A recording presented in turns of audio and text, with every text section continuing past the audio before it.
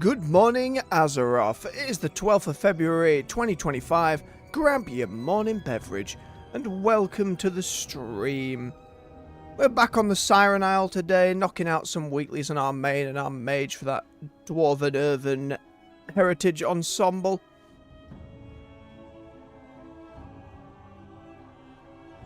Oh, pardon me. Sorry about that. Or jumping over to some other alts to knock out our profession weeklies as well. Keep that knowledge going up as the weeks go by. Without any further ado, let's get stuck in. Hope you're all doing well today. Hope the day greets you kindly. Keep yourselves warm. Keep yourselves hydrated. You've got this.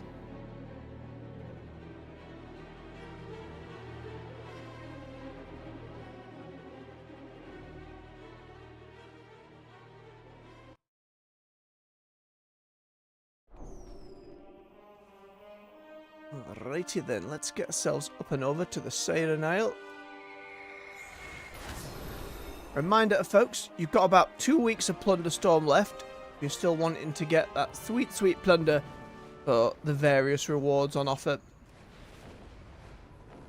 It doesn't take long to get them all.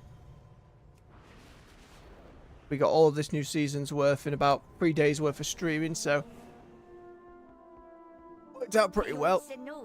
We'll get it done. You have to forgive me a little bit. I'm a little bit under the weather this morning. Just oh, you're finally the IBS pain's kicking up. I've taken my meds, but see how we get on. At the moment, I'm just hoping it settles because some days it really, really hurts like a son of a bitch. But you know, do what we can. Grab up our different weeklies. My crew's always ready to work. It is Pirate Week.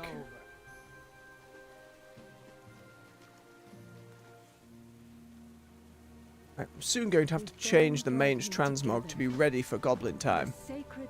Even if that gear will be replaced pretty quickly. I think at some point over a weekend I'm going to have to clear out my bank a little bit. Maybe get rid of some of that old Mechagon stuff to actually fit some of the newer stuff in there. Even if it's all going to be gathering dust. Alright. 2 quests available there, and then various across the Isle. Keep an eye out for rares. I know there's still a couple I'm missing. Where are you? Nope, up that way. The fixing of the carts. Yes, I remember.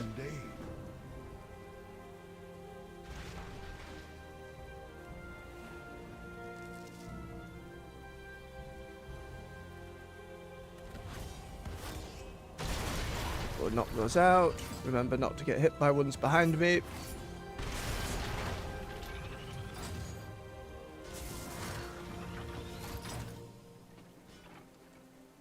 Something when I'm feeling the worst of it that has always helped me relax and that I've enjoyed for a good while.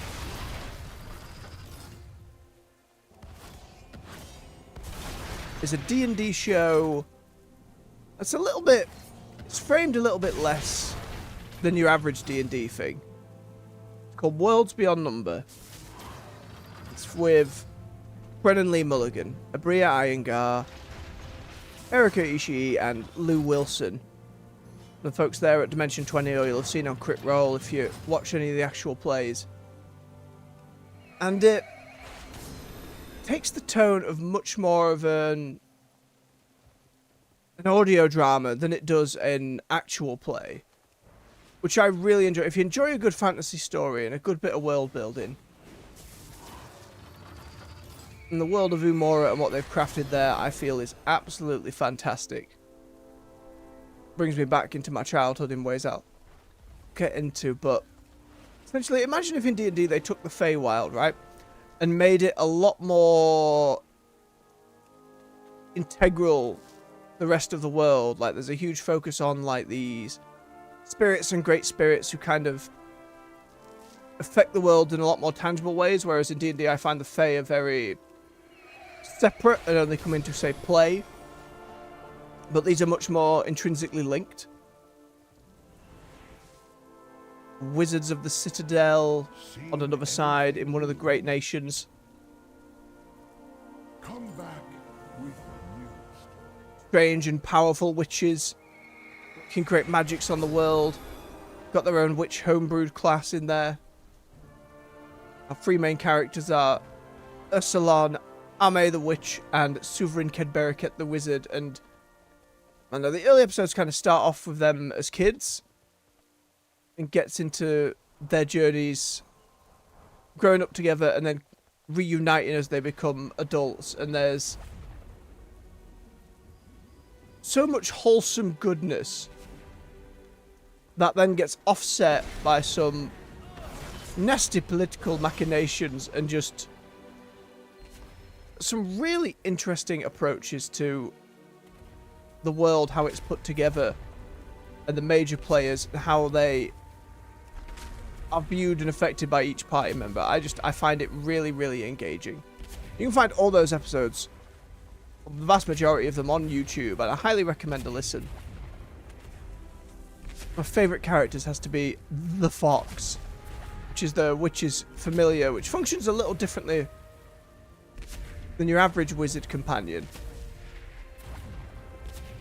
I don't want to spoil too much, but the little intro with him, where she's like figuring out, what do I choose as my companion? This fox is just about the farm they live on. She decides it's going to be this fox, picks him up, and then he just starts screaming, and suddenly he's gained the ability to speak. Greetings, outside. And it's this beautiful like role-play moment of where friend obviously being this fox, like, well, words, why do I understand what I'm saying? How am I saying? Like, it's just this really sweet little thing. When that world goes ham and bad things start happening, you really feel it. I say it's presented as more of an audio drama, so you get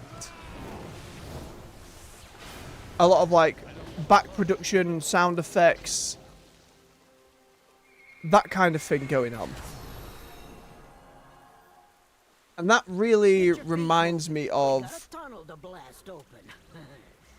a load of audiobooks I used to listen to growing up. That was kind of one of those things that we just kind of always had going. It was different audiobooks. We will not tolerate a threat to our airship on this island. Usually just to, you know, have something nice to go to sleep with.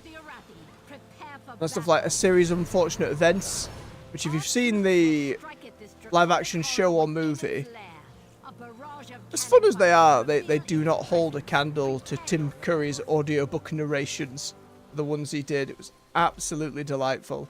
His rendition of Count Olaf was just truly something.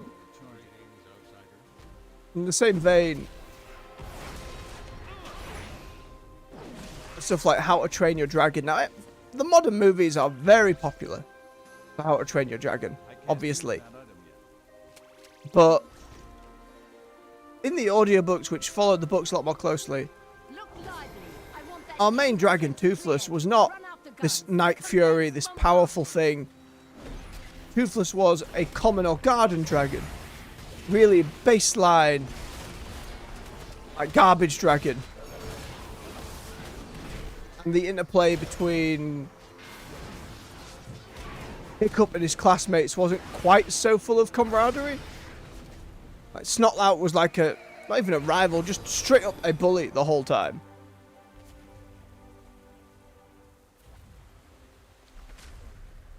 And it's fascinating the changes they made, but I always remember David Tennant's rendition of Toothless as something to the effect, Hiccup, I don't want to go that way unless you give me a fish. Like, it's this really pathetic little dragon, but they still had to overcome, whereas in the films, Hiccup ends up being a lot more heroic. In no small part did Toothless being such a force to be reckoned with. Don't get me wrong, they're still great stories and they're a good watch. But it lost a lot of that underdog story that I really, really enjoyed from those. And again, David Tennant did a banging job. There was all kinds over the years. Like, my first introduction to, like, Tolkien was the dramatization of The Hobbit, when Gandalf had this kind of this low, like high-pitched, reedy voice, and for whatever reason, I don't know why. If you remember, like the Disney film, if it was Disney, Atlantis, there was the old lady you know who was always smoking. Every other line, she'd be like, "We're all gonna die." Like that old. That's how I imagined Gandalf would look from that voice, and I don't know why. But that audiobook was like, these are all things that were kind of a prelude to fantasy and not really being able to visualize it until Lord of the Rings eventually happened, just how young I was.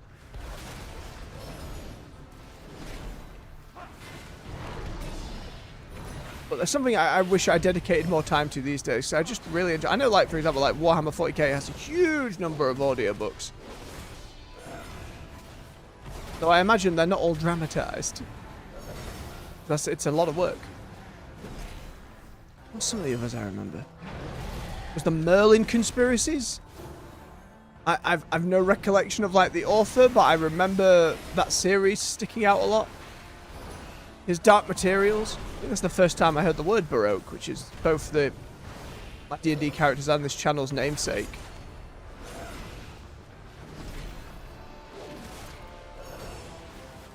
I'm just making sure I don't get hit by all the boots on the ground. Terry Pratchett was another one. You had, oh, what's his name? I'm terrible in my memory and remembering names. I don't know if it was Guinness, maybe? It was the fella who in, like, with Rowan Atkinson was always with him on Blackadder or The Army One. Baldrick. But he narrated a load of the Terry Pratchett books and was absolutely delightful. I loved getting lost in that world. Especially when, again, you're having it being dramatized. And the voice actors really have to kind of amp it up. Just some really silly stuff, which was fantastic. And it led into a lot of... as I got older... and trying to have something just regularly to have on in the background. Podcasts aside... there was a lot of...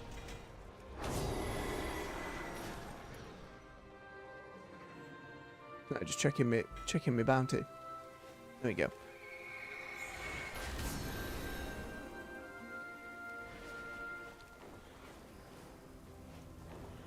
It led into a lot of like stuff on the radio, specifically over here, like Radio 4 Extra. It was a variety of like quiz shows and comedies and other dramatic stories, usually satirical. Elven Quest was one that stood out as being very silly. Having Pressure was another. That was actually had Benedict Cumberbatch in it as like an airline pilot. And just ridiculous shenanigans they'd get into. And just because you end up having the radio on between shows at that point, it was usually a comedy quiz show, followed by story time, generally a comedy.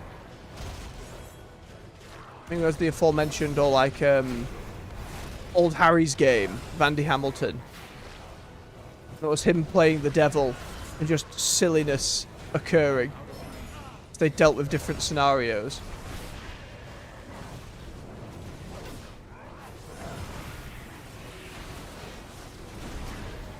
And then some radio versions that would go on to get actual quiz shows on TV over time.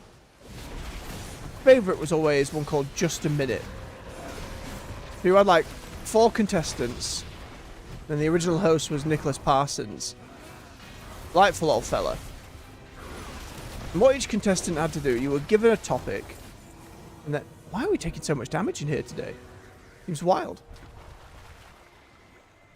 But you were given a topic, and you had to speak on that topic for a minute without hesitation, deviation, or repetition. You can use some connective words a few times, and you can repeat the topic title. That's about it. So the other contestants are waiting to buzz in for whenever a mistake is made. At the moment you hear a mistake, you buzz in, you're like, you said that word a second time. So imagine this in wild terms, right? Let's say you had to talk for a minute and you say herbalism or that kind of thing. And you're like, in World of Warcraft, there are a number of herbs that you can and the moment you do the someone will buzz and be like, there's Dejant. They'll be like, yep. And there's like comedic bents where you can try and like argue away. I think that was deviation because this, and this, you know, if you're trying to squeeze some points out. And then that person would take over the topic. And however long was left on the clock, like they'd get a point for challenging correctly. And however long was left, they then had to continue all up and down the last second, which led to some fantastic scenarios of folks managing or messing up literally the last second and someone taking it off them and just then repeating the title or something like that. That's passed away a number of years ago now. They had, Sue Perkins took over and she's been doing a fantastic job, though I haven't listened to it as much as I used to. I just haven't, since I changed phones a number of years ago, I just haven't got all the radio stuff I had set up. And actual play stuff kind of took over as like something to binge on an evening. Well, less binge and more just have as background, I suppose. I'm a big fan of such things. I know it does me a lot healthier than doom scrolling does. Trying to work some of that both back in and more steadily into routine. Which, to be fair, when you're listening to it live as it's happening with radio stuff, it does help with routine in the extent of, you know, they're all at set times on days of the week. The only problem for me with falling asleep to that stuff was after the comedies and all of that levity, about 11 PM, maybe going into past, it would then be like horror for an hour or so. So that led to some scenarios where, you know, you're drifting off to sleep and then suddenly you're being fed horrific tales of badness and nastiness and just general things that'll keep you up at night. So it didn't always work the best in that regard. And it certainly got me to remember a number of stories I wish I didn't.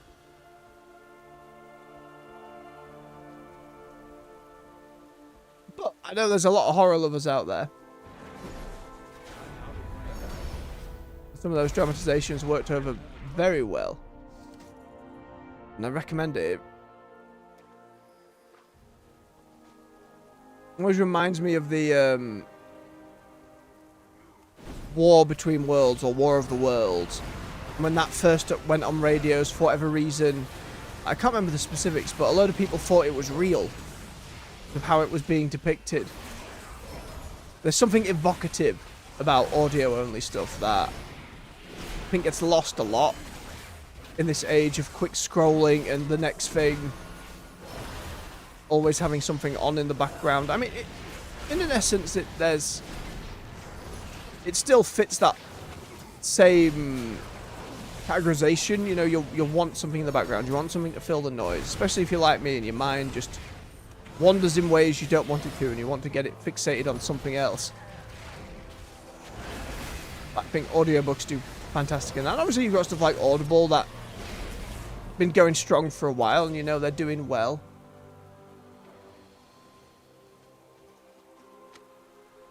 I can actually open one of these chests for once. God, we found a key. Yeah, but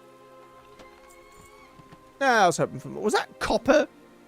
5 copper? You're taking the piss, game.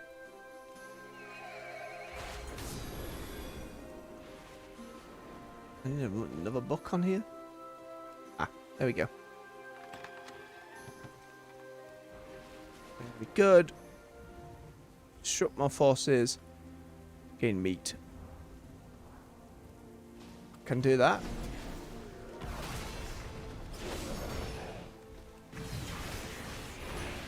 But whenever WoW does the audio stories, we know we had the one with Metzen relatively recently, but they did one with Khadgar for Legion, which I remember very much enjoying that multi-part series with him, Terralion, and Illyria.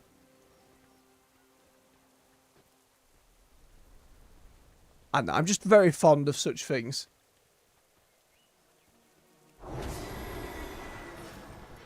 While I understand it'd be a lot of work, I really appreciate it when a game lets me take, say, codex pickups or audio logs, and they've got it voice acted, and you can hit play and let it go. And just be on in the background, and maybe contextually stop when you're getting out in the world voice acting. Like, Mass Effect 1 probably had a pretty big catalogue of that. Like, all the codex entries were kind of read out to you. Problem is you had to kind of sit in that menu, as far as I can remember. There's plenty of games where you pick up an audio log and you can walk away from it and it'll keep delivering that story to you, but nothing long term. I think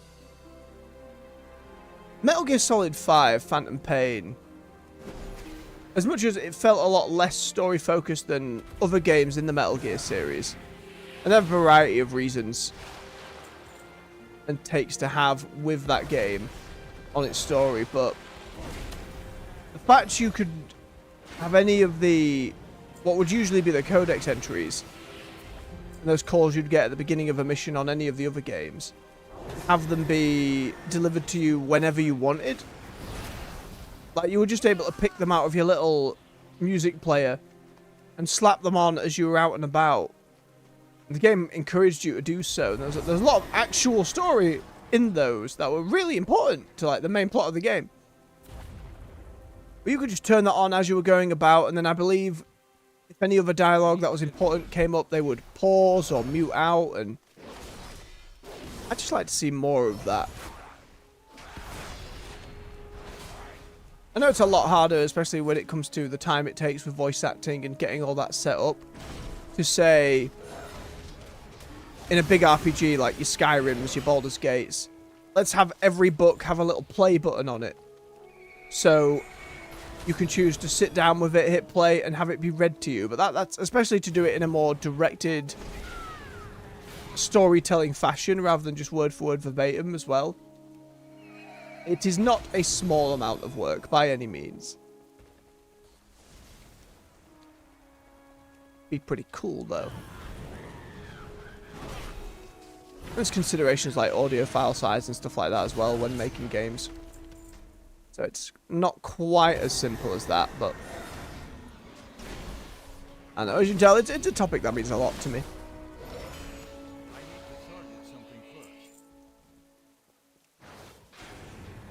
There was a collection of like D&D audiobooks that was free on Audible at one point. I had like Ice-T reading a story from Drizzt Do'Urden and famous Drow from the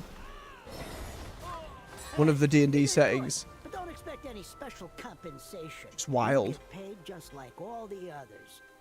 You want a cola? Lovely jubbly. I do not want a cola, Skagit. Thank you very much. I need one more bit of crab meat, then we can head into the storm. You, give me some crab meat.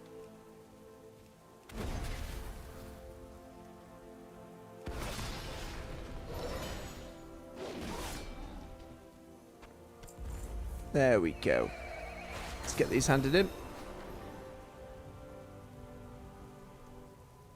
whatever reason, Pirate Week seems pretty straightforward with it. Let's do this thing.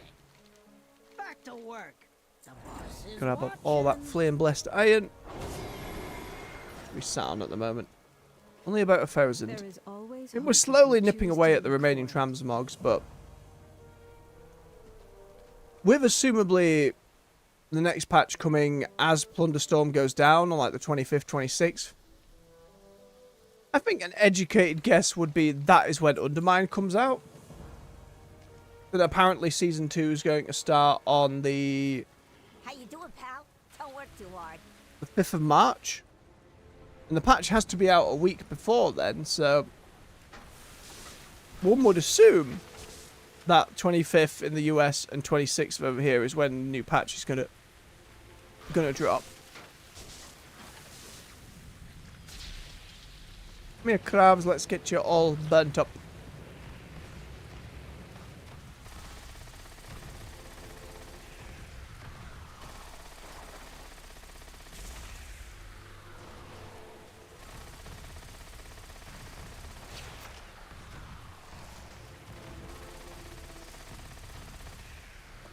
Well, I haven't watched many of these yet. There's been a lot of new impressions for further hands-on with Monster Hunter Wilds. I think Maximilian Dude was the only one I managed to get to yesterday, but it makes me very excited all the little bits I'm hearing. And we're making good progress on Eternal Strands. I'm confident we can have that game finished by the time launch day comes around on the 28th. And not that I want to necessarily rush through Eternal Strands. I am very much enjoying it. We found a new area and a new boss to fight yesterday, which was probably the toughest one we've fought yet. It was called the Ark of the Forge. It's a much chunkier fellow with a giant flaming hammer who'd set his armor on fire. I actually ended up dying because I was climbing on him, because you kind of Breath of the Wild climb up objects and climb up creatures like Shadow of the Colossus as well. And I was just on fire and trying to hit my potion rather than jumping off to do it, because all the armor that he was wearing just set alight and I hadn't broken enough of it off.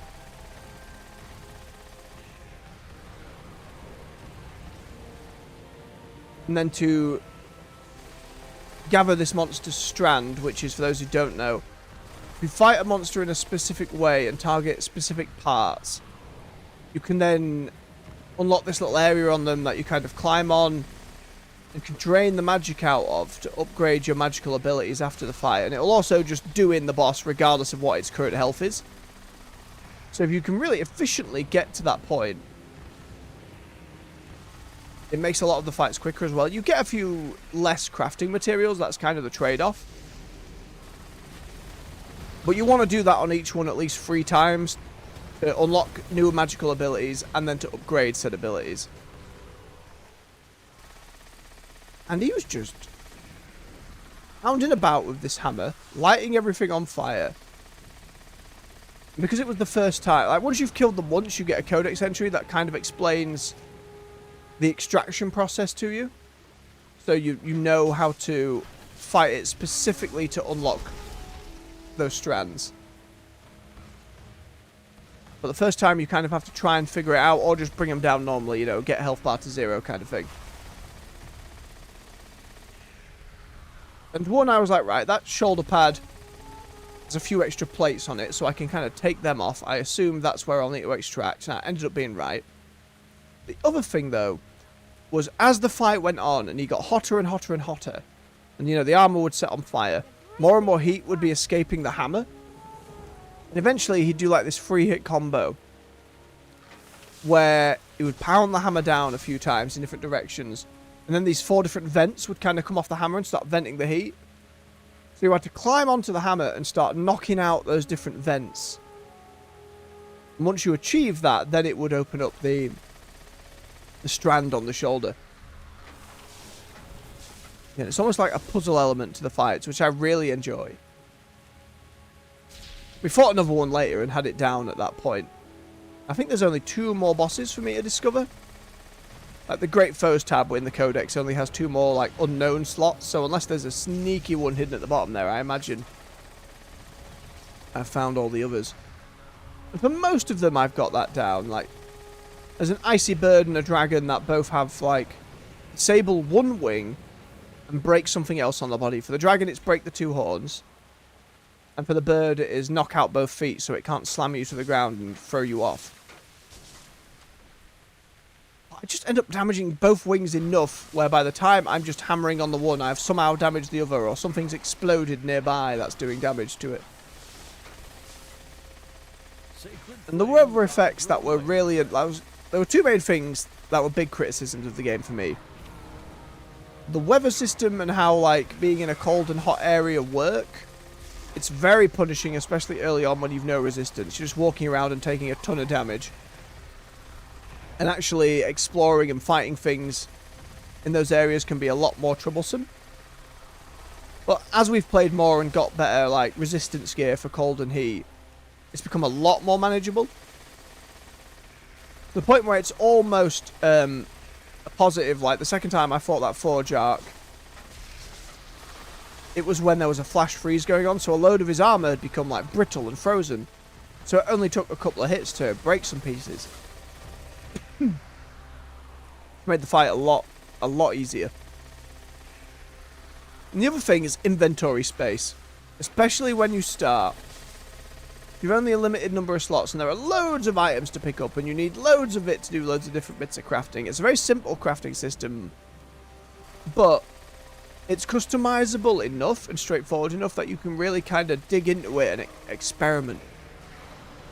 And the different bits you get, you've got, your carved, you've got your metals, you've got like your hides, stones and woods and all of that. And each different one will give that armor piece a different colour for that bit you're customizing. So while there isn't a full-on transmog system by any means, you end up being able to customize your look. Even if, like, at the moment, my character is a hodgepodge of, like, gold leggings, bronze arms, blue helmet, red chest piece on my main armor set. Fortunately, the resistance gear that I've built is kind of all the same, for the most part, colours. It's like the cold resist gear is, like, blue, with a lining of green and some white going in there. Because that's what the cold resist items give. So it is looking a little hodgepodge at the moment, but it makes me smile. And the magic system in that game of fire, ice, and telekinesis are, and like how they affect the world in terms of like physics, I find absolutely delightful. Even if I'm not the best at using a lot of them, like the ice wall ability, I can't use it to traverse. I can't aim it properly. I end up all over the place with it. But you've got this little gravity bubble you put on the ground, and then if you run over it, jump a little bit and detonate, it can fling you in a direction. That works really well. It feels really good to use. At first I thought it would be really difficult to trigger, because you kind of have to aim, build it, fire it, then run, jump, aim, fire it again as you're jumping over it. But it actually turns out to be pretty simple to pull off. Occasionally, though, it will just yeet me into a wall, and I will bounce back and then fall off a ledge. And that's where the inventory comes again, because when you die, not just in combat, when you just fall off the map in one way or another, that counts as a proper death as well. And then you have to recover only, like, a certain number of materials. And when you start, it's 2 materials. So if you've got a bag full, even at that early stage, it's like, oh, I've lost it all for such a stupid reason, and They did drop a hotfix yesterday. Pardon me. That actually improved the base inventory by 6 slots, and that recovery inventory by 2 slots. So that helps an awful lot. It doesn't sound like much, but it really did a lot of work.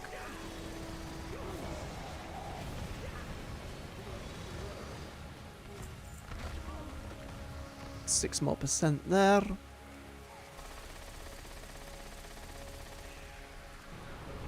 Burn skeletons.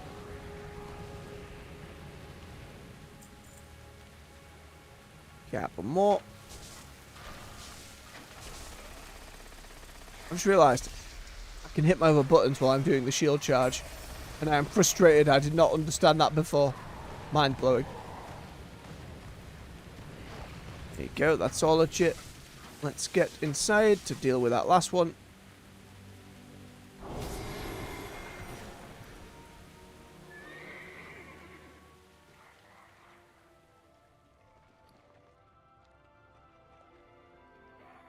Get more stuff for the water bank.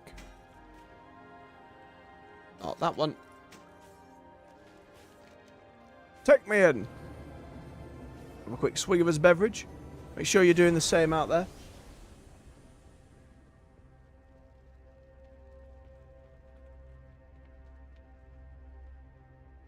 Oh damn, do you just get done in?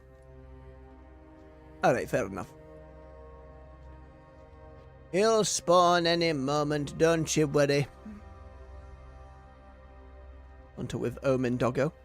We saw from the Lunar Festival. Why do they have... Oh, a memory of yourself.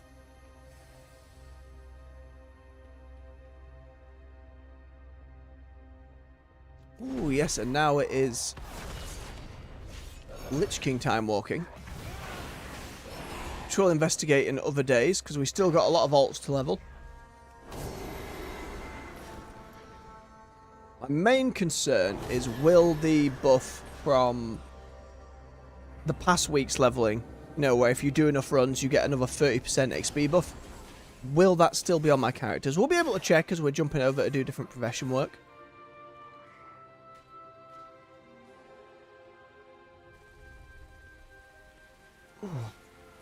Goodness me. Apologies, my stomach's trying to eat me alive. I think we're calming down. The painkillers for it are kind of 50-50. Some days they work fine straight away, all good. And some days they don't work at all.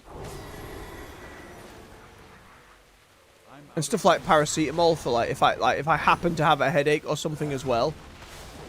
Ah, buggered that. Can actually trigger the pain, so it's like it's one of those really annoying catch-22s. That's the right expression.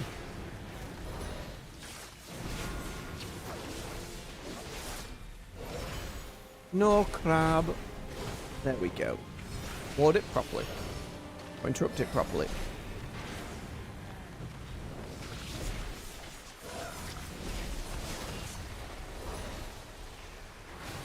Go on, mech, shoot that crab. Lovely. Right, I'm real late. Another wallbound bit. Again, I'm hoping when we get all these alts to 80 that grabbing up some of these epics, giving it to our alts will let me unlock some tier sets with them. From the catalyst. I'm going to assume, like, what happened in Dragonflight, which is any past season gear. If you put that into the catalyst, it will just give you that season's tier set. So in terms of collecting transmog, it made that really easy. Oh, goodness me. Hope I'm not coming down with a cold. I can feel my throat being like, no. I hear you. Not that I spent much of that time in Dragonflight doing that at that point, but I realised that someday it means I can either craft epic gear from around then, or find a few bits and upgrade them and have that be sorted. Alright, how many did I end up with? About 2k. That seems to be about right. Send that over to our mage later. Let me just find an NPC to sell me junk to. Come on in. Thank you, Diddy. I still need to try and do this map at some point. Not like I really need it, but I have it, I suppose. I'm curious what will happen to it, though. Here's 50 gold. Now, I would hope the Delve maybe gives me more than 50 gold for my efforts. Time's a waste. Get Barrow here back to Donegal. So he's going to have to do some blacksmithing. So much exertion. He says the face.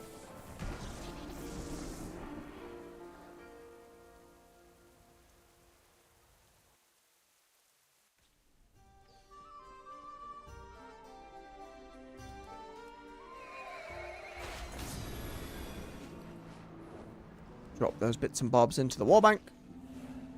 I have an extended supply of goods for Outlanders. The enchanter's going to have to start dealing with some of this soon. Mind you, once I hit everyone, all these different alts to 80, they're going to be able to take a few bits and bobs from in here. So that will help. Looks like a tank ring of avoidance, right? But it is in there. It's all good for now. I'm going to check out my attendees. Still got a chunk more to get.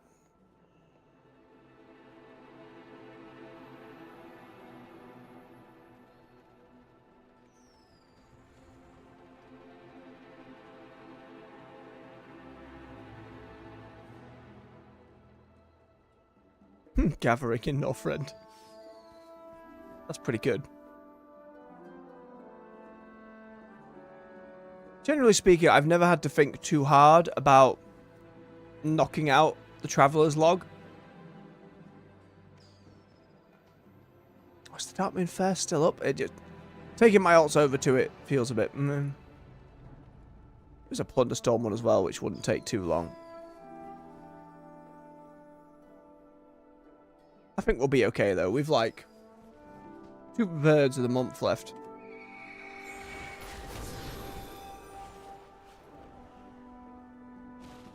The only other thing we were able to get this month is going to be the blood set. Bloodbone? Something to that effect. Coin purse for ya? Blood Hunter, there you go. How many are we at? 580, and we'll get 250. So we will at the very least be able to get it. And then maybe something very cheap. These Aarakocra wings. Just cool. Hey, that's Don't it. see enough I got Aarakocra stuff. mouths to feed, pal. Listen here, pal. We're going to be hearing a lot more voices like that. And it's going to be terrible. And you're going to cringe and you're going to be upset. And I know. But it's okay. That's what I do. Alright. Before we start on our profession train, just going to take a quick bio break. Grab another tablet. Let me just tappity tap that into the chat. Tappity tap tap. There we go, and I got my little leaf bed out. Alright. Stretch your legs, refill your beverage. I'll be back with you in just a few minutes. See you soon.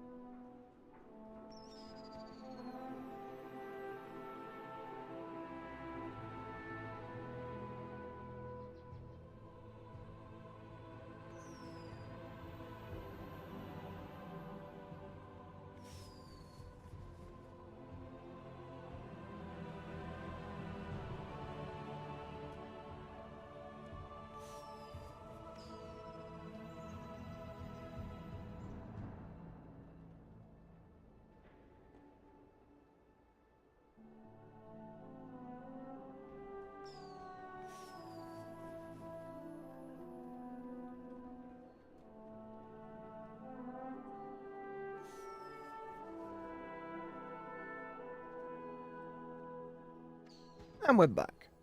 Thank you for your patience. Let me just get my headset back on. Swig of his beverage. Still lukewarm, I'll take it. Oh. Make sure you're doing the same out there. Keep yourselves hydrated. I'll keep nagging you till you do. Right, on to professions. See Garib and Tabid down here. We are the No. and foundation. Nullstones, you son of a gun, Tarib. Not today. No, no, no, no. I have precious few nullstones and I ain't giving them to you. Head over to Carla and grab our blacksmithing order. Run over and bang those out. And on the other characters, as we've said before, we're looking for first crafts to try and get a little bit of XP. But on the main here, I'm just looking for whichever gives the most knowledge. So I can keep unlocking more and more transmogs and goodies. Though we are hitting the point where I've got most of the transmogs now.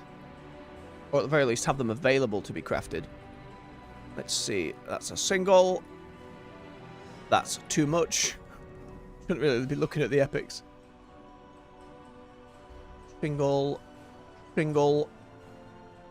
Ooh, a double that requires core alloy. I can do that. It's not even got the blacksmithing fully leveled, to be fair. Oh, I've got that Ember Forge Ignition I've not done before either, which requires a core alloy. I'm just going to do it once because I haven't done it yet.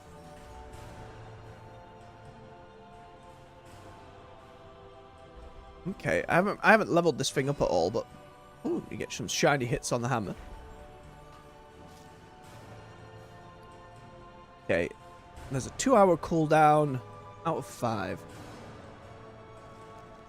And we burn it. Oh, ever burning ignition. Bumping our stats more.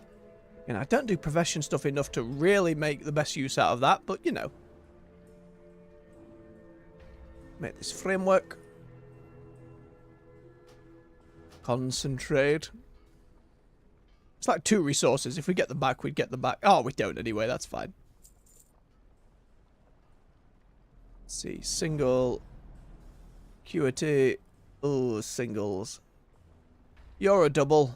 Oh, and they're providing the nullstones and such. Fantastic. Just wants another core alloy.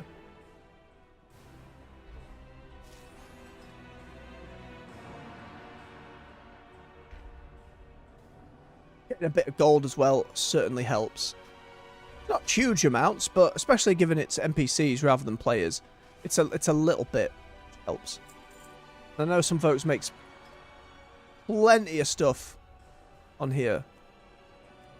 Still never really used it for players, other than I helped out someone just randomly looking for an enchanter on one of my other alts. I never know if the no orders found thing is because people get them done very, very quickly, or people aren't really putting them up. So it's hard for me to say. I also don't know if simply because I don't have the highest skill on a lot of these, that comes into play, but always seems empty. Which one gives me the most gold? I should probably be looking at that. Yeah, that'd be the Sabatons, and it gives a 1. And no more 2s left that I can do, so grab that one next.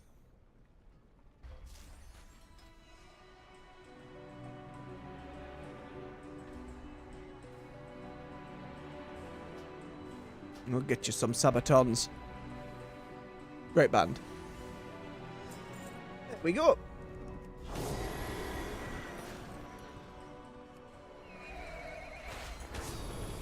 Oh, 8 minutes of the fire burning. Sorry, NPC, did not mean to get stuck at your workstation. How may I aid you? Lovely stuff.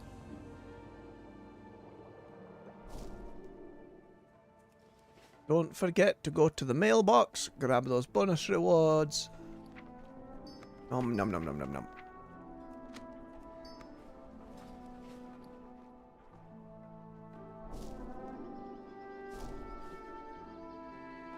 Lever we can slap into the wall bank.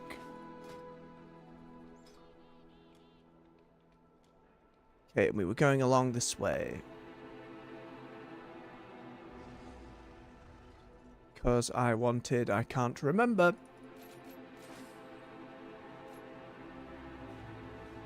It's the stonework stuff.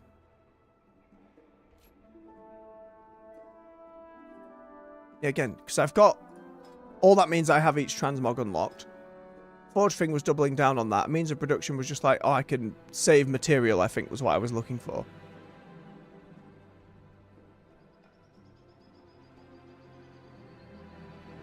That one's resourcefulness, but... None of these really have resourcefulness on them either.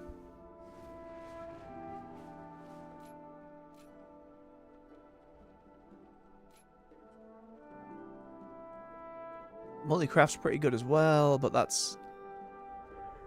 The alloys probably helps quite a lot.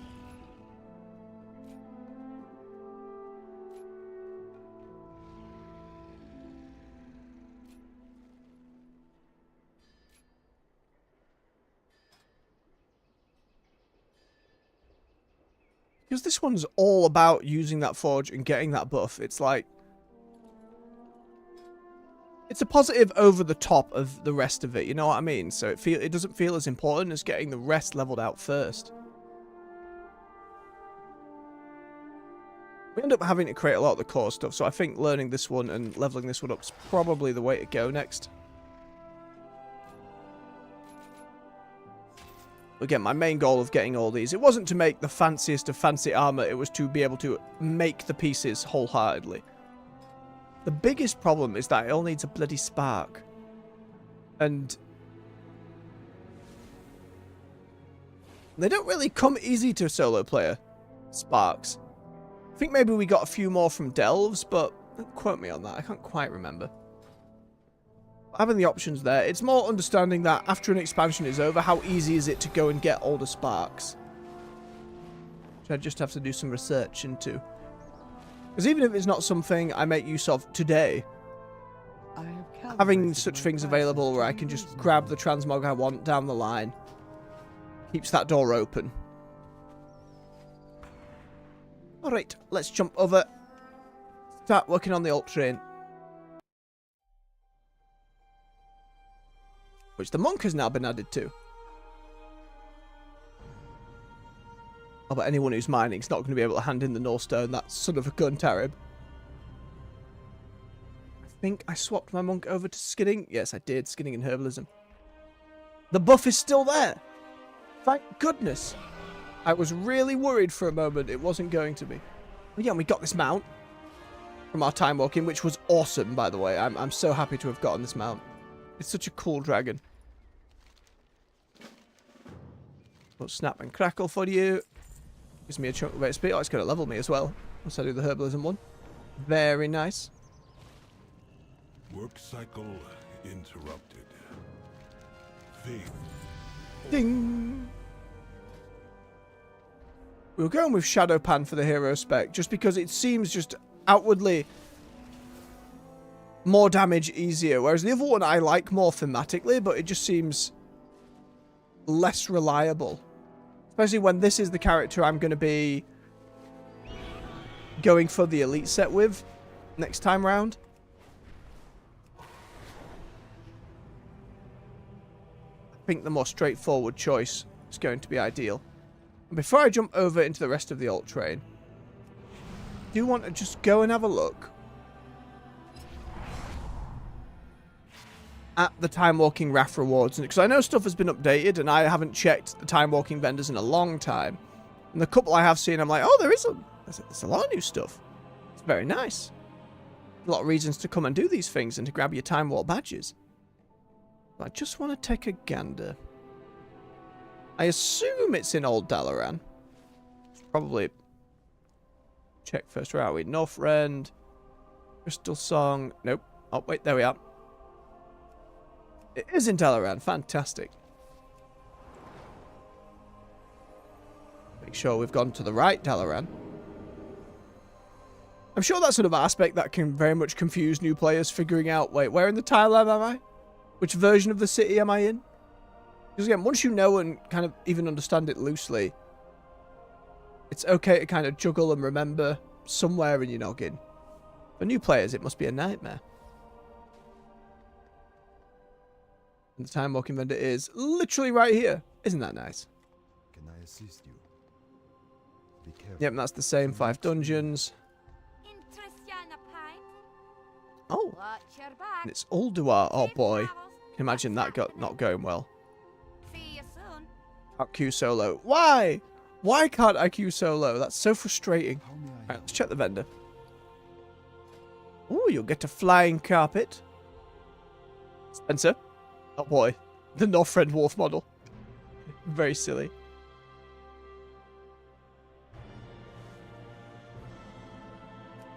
Why was yellow helm with a skull? Is that a bug? What happened there? Yeah, that's just a recolor of some of the other raft stuff. Yeah, I remember these sets pretty well. The PvP sets use the same stuff, so it's recolors of those. Old Explorers Lead tabard. Ooh. I didn't you could say bulwark. That's nice. Chunky axe. Yeah, there's some stuff here. Vrykul axe. Oh. Kari gear. That's pretty cool. It's not my jam, but it's cool it's there. Stick. Angry Skull stick. That's a pretty nice model. Titan stuff, of course. That's a recolor of like the Alliance Warglavy type stuff. Vrykul harpoon. That's pretty good. On this one, I was like, any weapon that just has a built-in spell effect, you can do a lot with. Ooh, now this was a real popular shield. Still is for transmog. That's a very pleasant recolor as well. And the purples and amethyst kind of work very well. It's not even purpley pink. It's not quite amethyst either. Rouge? I don't know. Colour theory is not where it would need to be. Very nice shield though. I've never liked that Titan one. Caldara Dragon Staff. A little angular, but solid. That one's too much. I love the hill going on here, but having a ball on the end, not for me. Titany sword. Big Titan. Hi, that kind of looks pretty good. That specific colour scheme, runes on it. Did the old version of this look quite as detailed? Was it just ahead of its time? You've still got the sandy, angry mount. Blue horse. Toy. Embrace the will of Northrend. Toys are so expensive. I imagine once you buy everything else, then that's alright. And then there are a couple of...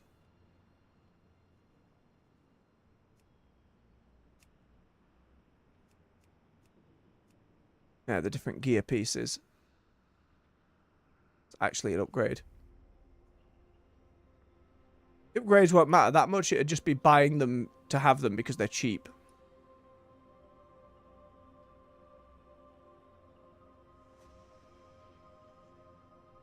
Now, 1 or 2 of those, but not all of them.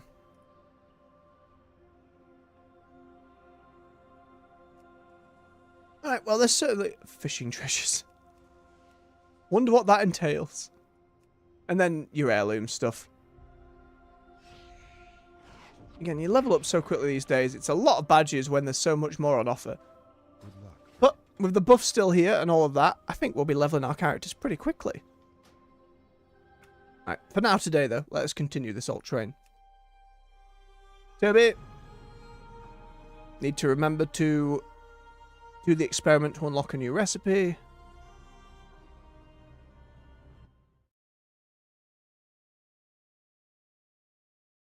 And where's Toby going to be? I haven't left them all in Shatraf, have I? Okay, no, Toby is in a good spot. The others might not be. 1, 2 alchemical recipes done. Run over by the herbalists. Yeah, my main hope for Undermine for all this profession train stuff is, dear God, I hope you can actually gather stuff in Undermine. I hope they have nodes.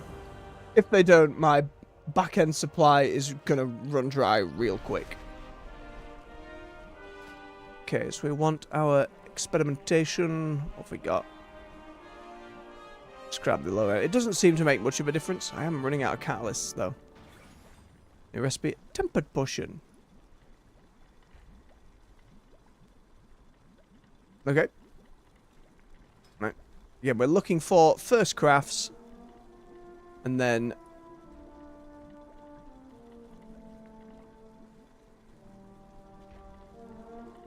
2 knowledge.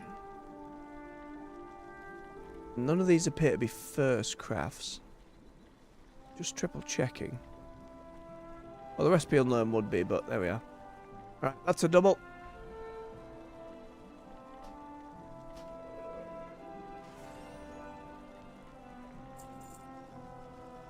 And that's a double. Easy peasy.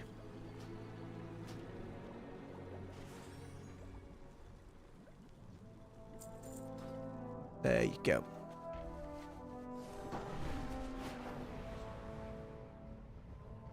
This silly alchemist hat from Dragonflight. I assume the War of Him one is similarly quite silly.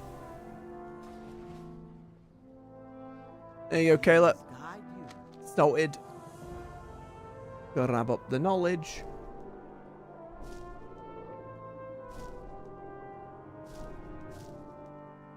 Bob it all in.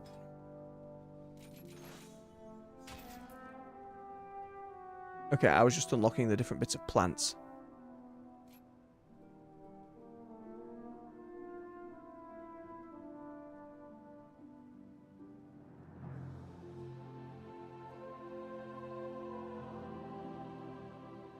I think we just keep pushing this one.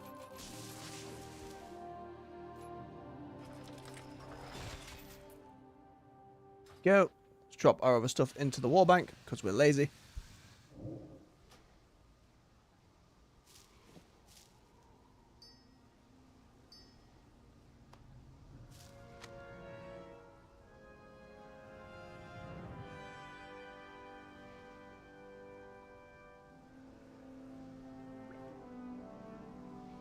There we go. Right, on to the next. Wolf, I need to remember we need to head outside of the city briefly to throw down that mystery meat.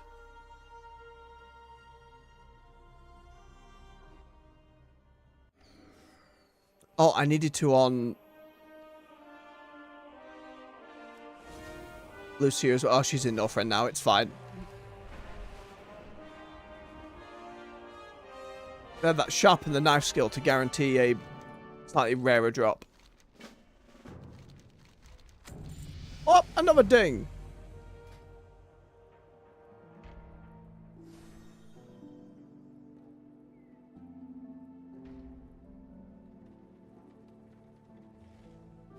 Keep your feet on the ground.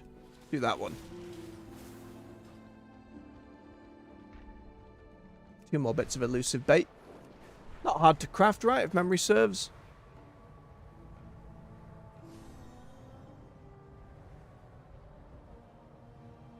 Nah, not at all. We've got plenty of meat. Drop that down. Big old steak. Come here, you wee beastie. It's not suspicious at all, by the way. Hardened combatant just standing over a haunch on the ground.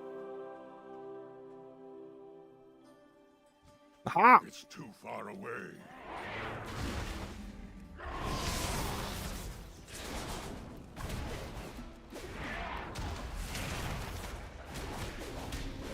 Lovely.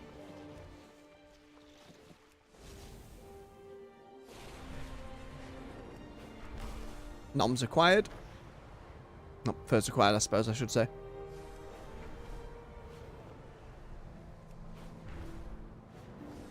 Up by Kayla.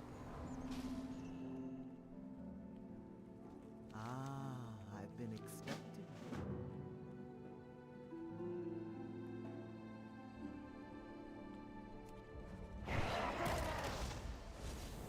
So, Angie. Right, and 3 level working orders. How were we on skill? Ooh, enough to grab the rest. Yes, please. Nom nom nom nom nom. Beautiful. Right, again, we're looking for those first crafts. Ideally, that aren't these. So yeah, one really negative about the system is if I haven't collected the appearance, crafting it for someone else or an NPC through this doesn't give me it, and that just kind of sucks. Well, this is a first craft, and I can make it, and it's a double. Go on then, it's a lot of material, but we can do it. And we can get it up to the right skill level. Fantastic.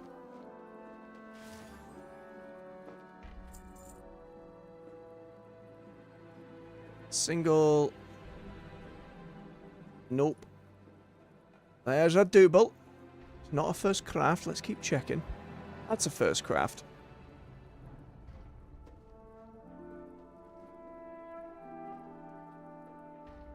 As is this one.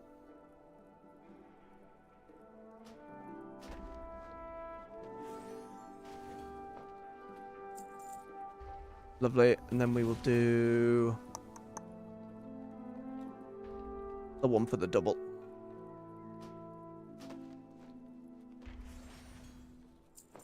There we go.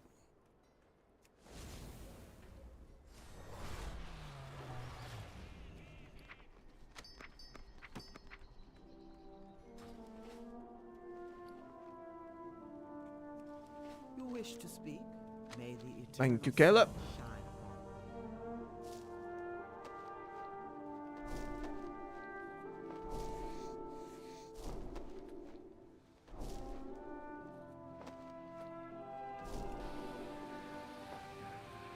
I'm getting this process down now. There you go. Alright, now we're building out the lever transmogs.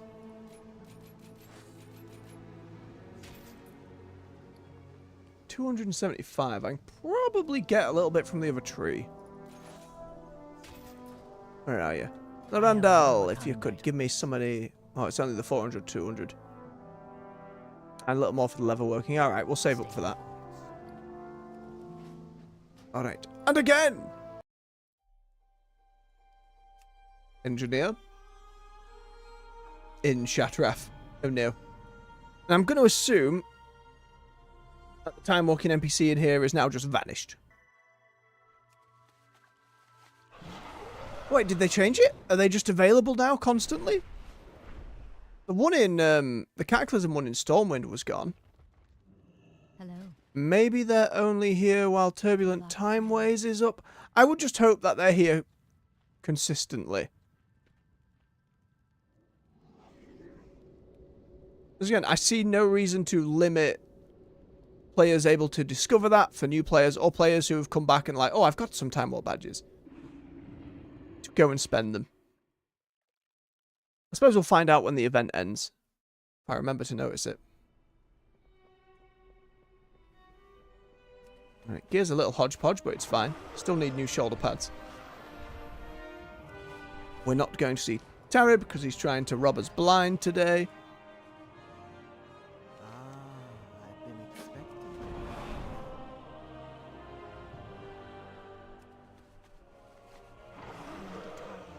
God damn it, Mount. Come here. Oh, that's the Christmas armor. I was wondering, like, is that a bell collar? 2 engineering orders. Double check with the trainer as we go. What is your command? Clear. I know we get more recipes by inventing, but that uses the rusted scrap I need. I feel like a lot of these have ended up actually giving the rusted scrap. Yeah, that one does. Do they all do it? So far, yes. Which that's pretty good, to be fair. That means I actually should maybe do a couple of inventions.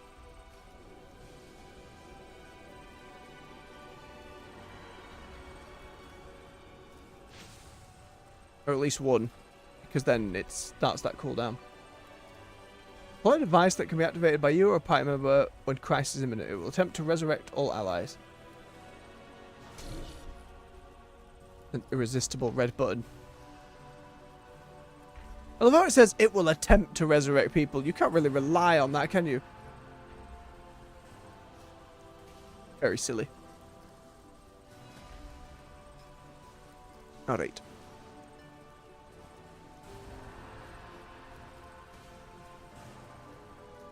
This thing gave me 2. I need an entropy enhancer and a whimsical wiring. I make lots of these. I should have been doing this every week. I just didn't realise the scrap wouldn't be used.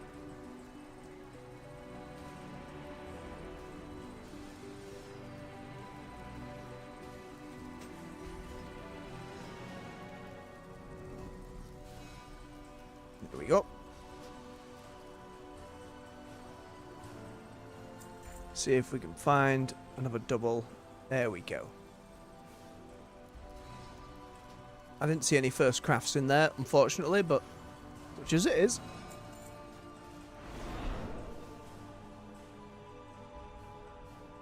This it was pretty straightforward.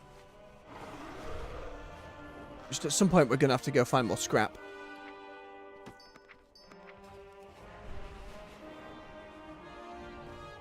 No, dragon too big. Sadness. How may I aid Thank you, you? Kayla. See him again. Gotta have them bags of stuff. I need to deposit my Outland stuff as well at some point, but not right now.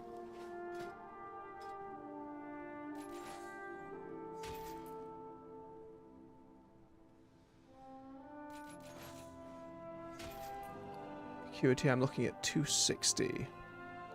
I'll have a save up for one of the more expensive ones.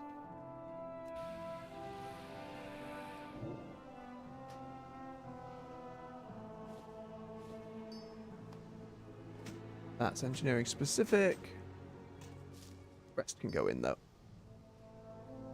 Should keep some potions on this cat, just in case, you know, just in case. Right, a few more to go. You remember to do my paladin as well as my enchanter. Hang on, I should probably move her up there.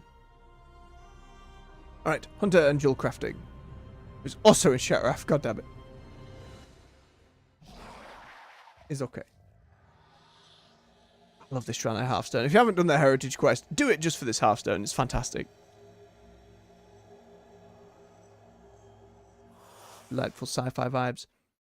I mean, it's a bit of a shame it is locked to the Draenei as a race.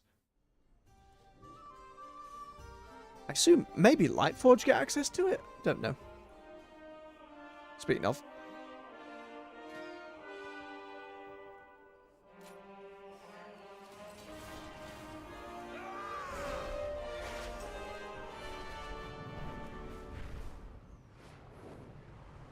So I feel like you spent the time to do said Heritage Quest, so why not have it work for everybody? I don't know. Now I get keeping it unique to the race, but I don't know, when we're bringing down so many walls. But I suppose the same thing could be said for, oh no, I'm mining, not this one, which means I don't need to bother.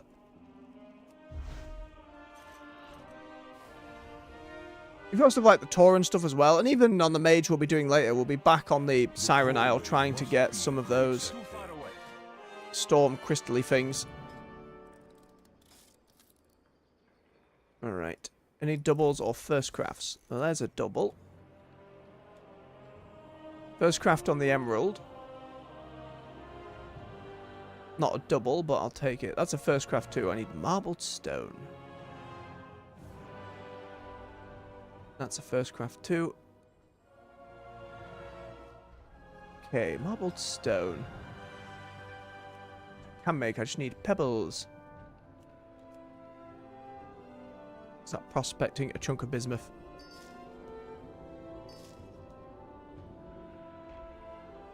Oh, don't do this to me again, game.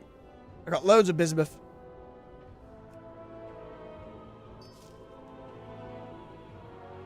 It's so strange. What if I do 6 and hit prospect rather than prospect all? Will that have the same issue? It does. Why?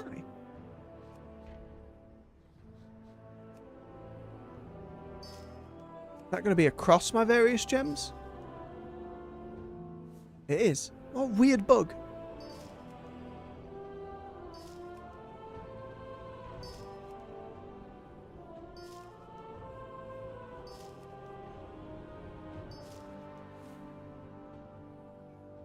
just swapping up the various stones to see if it would give me a different gem, but at the moment it's all ambers.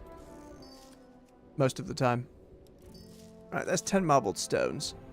Oh, which makes 3 to 4. Let's see how we do. I'll need 10. Give me the 4. Swine. Then I needed 2 of these. Lovely.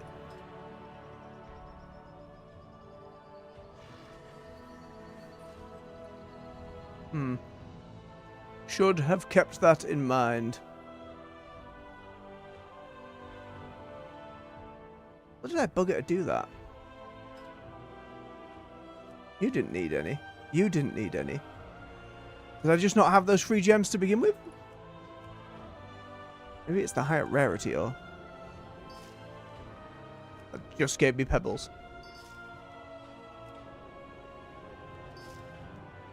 It doesn't seem to have any meaningful bearing on it, so... I think it's actually going to be quite difficult to get 3 specific green gems.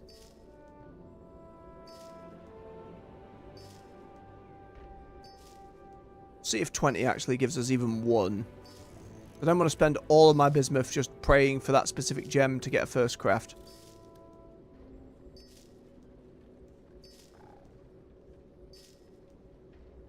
Because even if it requires the extravagant one, I still need the baseline green ones to do it.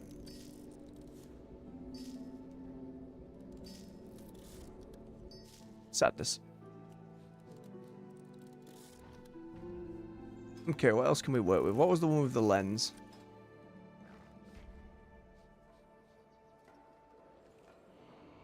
That one.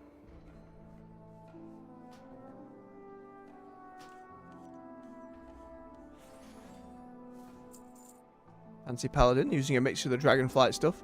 That works pretty well.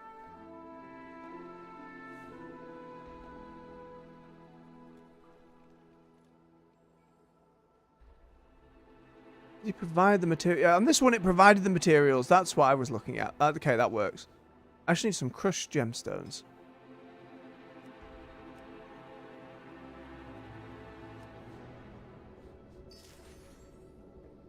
There's a lot of crushed gemstones. How many did it say? I need like 30. I don't want to break down the rare ones, but... Gonna have to try and find more.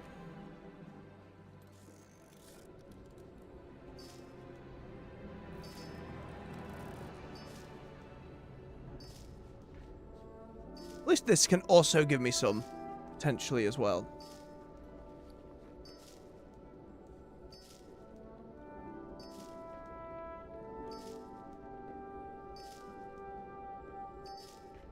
And gotta be careful, I don't want to just reduce all of my bismuth.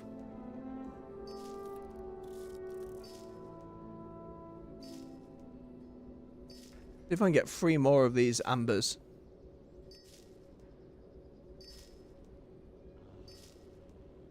Oh boy.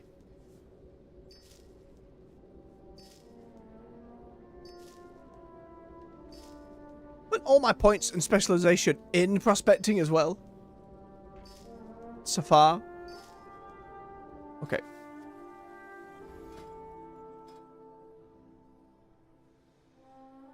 Yeah, gem finding.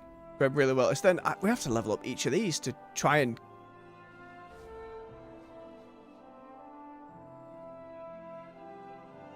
See, it says instead of the amber though, but then if you level up all these, how are you guaranteeing you're getting any of the amber? Difficult to bear in mind. Okay, let's see about crushing these and getting the rest we needed. 27!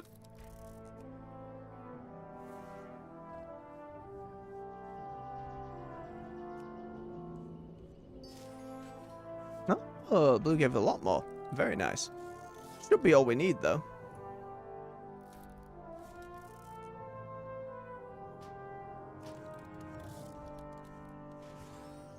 Lovely stuff.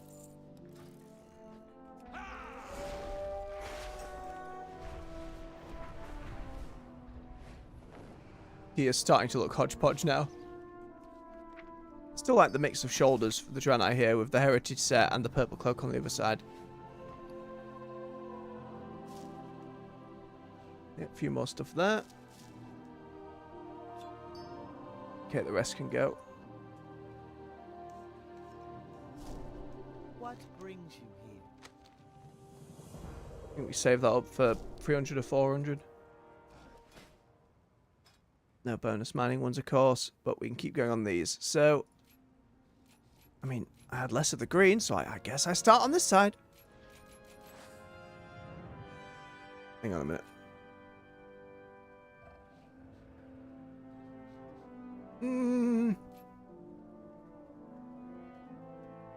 It's the specific regions. It's not exactly what I want.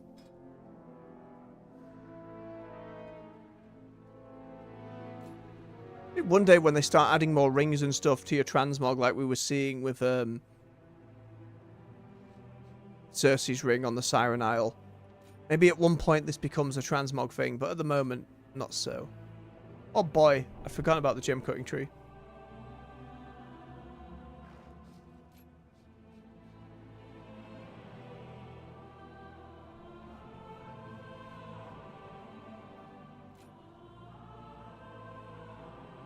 So that's getting you specific gems.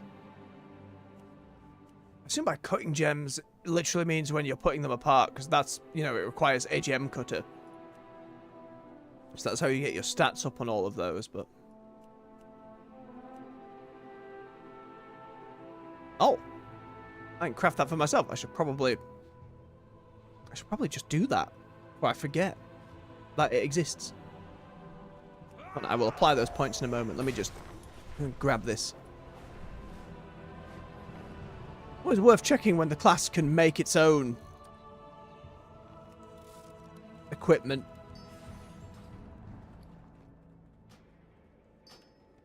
There you go. Alright, just red instead. Sure. Oh, somehow it's sticking out the back of my head.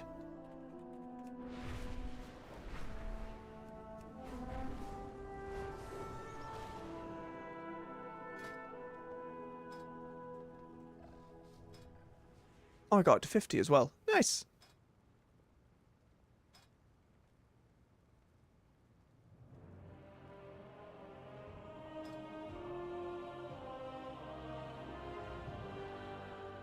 And for that, I'd have to really care about doing these gems and getting them up to the best quality possible. Whereas just having a bit of bonus item, I'd probably more about. It is specifically for when crafting it all, though.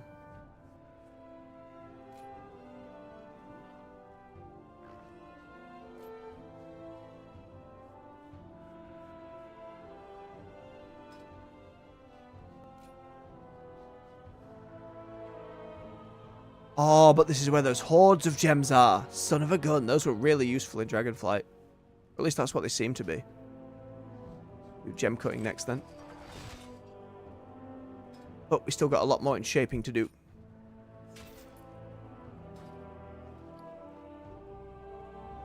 Those I can sell. Do not loiter.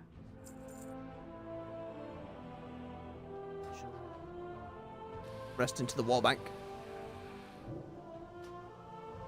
I'm finding this a very relaxed process, just going through all the different professions once a week.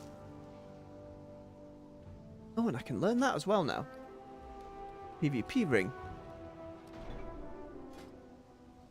Of course it requires... Oh, it requires the Vicious Bloodstone as well. Chunks of honor.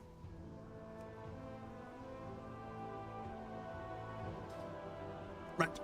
Nonetheless, on to the next.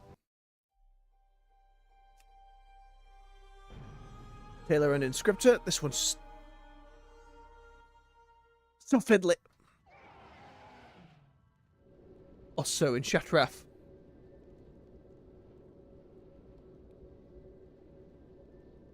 I'm just overjoyed that this time remained, to be fair. I assume once the Turbulent Time Waves event ends, it will just be taken off, and that's fine. I'd get that. Ideally, we get all these, in the next couple of weeks, we get all these leveled up. Given the speed it goes, I think that's pretty likely.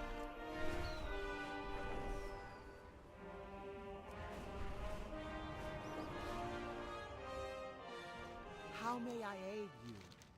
Winds be at your back. There we go.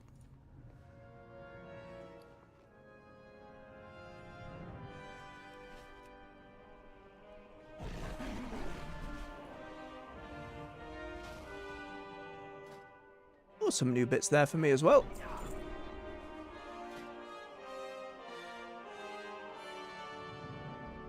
I hate how much acuity that needs. That's so much. The thing you'd need to craft more of the stuff. Like, that hurts. Burst craft, but they're not giving me much. Oh, and it requires the spool, not just the bolt. Ay, ay, ay. Yeah, we're looking for first crafts and doubles. That's a double.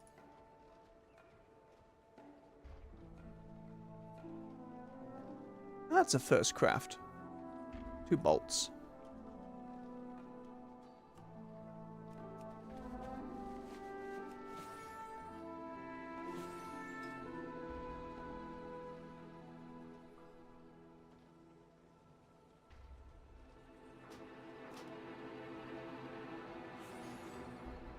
There we go. That's a double. Very simple one. Others won't be a first craft. I'll definitely take that over some of the more expensive ones.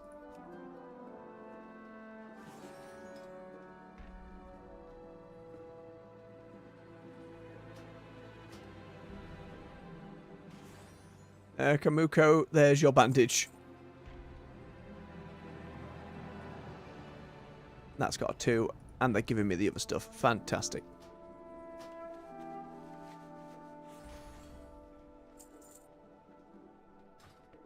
Alright, to the inscriptor.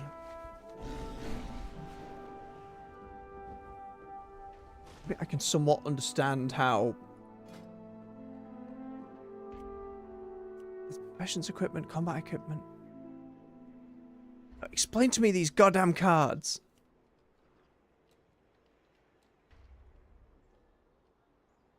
Two of the same into a radiance one. Why? What is the purpose? If memory serves, they just create crazy good trinkets or something. Yeah. Why would I want to use said deck? Oh, because then you can put that spell from the trinket onto a piece of gear? Why does it go then from an epic down to a blue? Surely it would keep the same...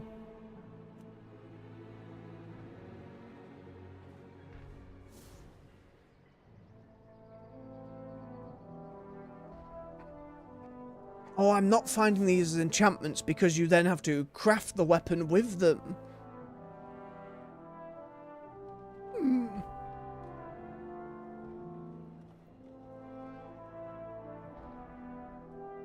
A lot of versatility.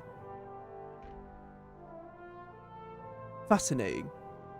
So again, fancy trinket into crafting stuff. Whereas on this side, I was just going for a bit of transmog. I think we need to head to the rolling pin next just to have it. Even though not all professions tools end up being transmogs.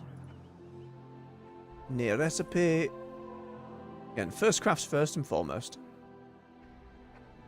If we can.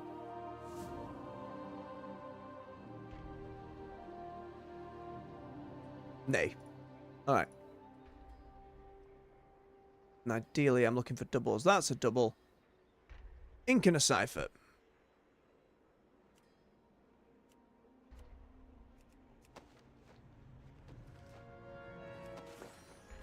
Running out of lure drop pigment. I'm pretty sure that's the plant I have the least as well.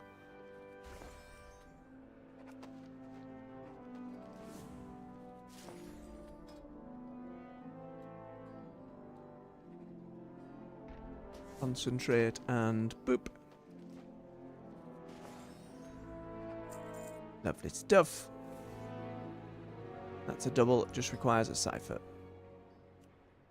Which requires 2 ink, which I don't have. Right, where's low drop?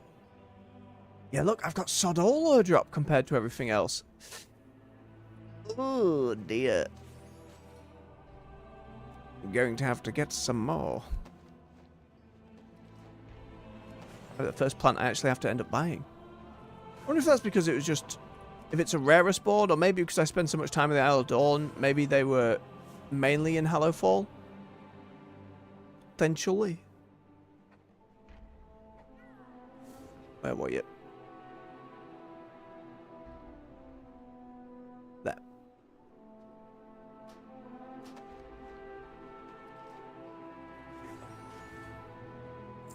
Excellent. There's another set done.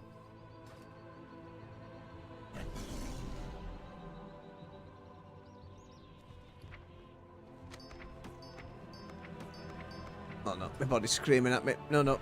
I'm alright for now. I've only got a couple more characters to do and then I can have me buyout. We're alright. And these into Caleb. The winds guide you, ancestors watch over you. May the Beautiful. eternal sun Acquire knowledge.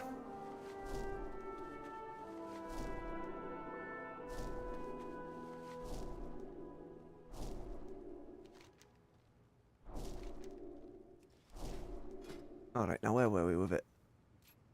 Pushing down that way, looks like, until I can unlock more. Wait a minute. Wouldn't it be more useful then to hold off doing any more knowledge in here until I hit level 50 and can unlock another specialization?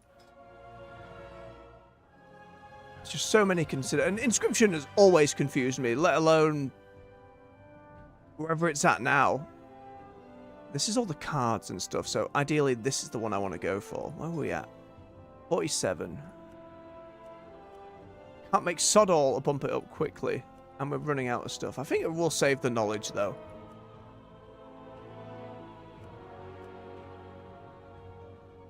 It all requires the bloody sparks as well. Ay, ay, ay, ay. Alright, let's just go onto the warbank, drop our other spare stuff in, get onto the next alt.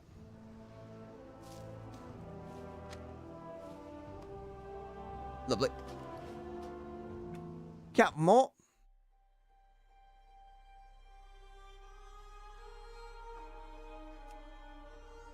Do his skinning one, get him gathering a little more. And actually go out and spend the sharpen the knife thing to get a rare bit. Hey, and he's in Donegal. Fantastic. Sod you, Tarib. You robbing scumbag. Morning, Cupid Stunt. It's going alright, Bub. How are you getting on? Oh, I don't have any Thunderous Hide. Oh, no. Just doing some weeklies on my end. And then I didn't realise how good the XP from Turbulent Time Waves was. So, other streams before Undermine arrives, I'm just levelling up all these different alts. Make sure I have one of each class up there.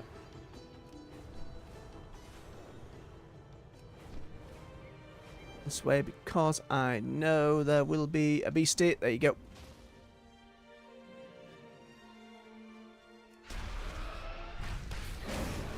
It's overkill, but it's fine.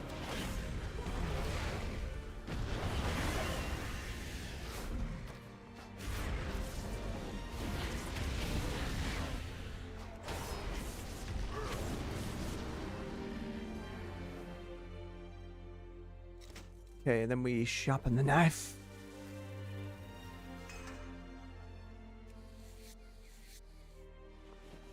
Lovely. Oh, and I needed those hides anyways, but it's spectacular. It means I've got sod all of them left, though.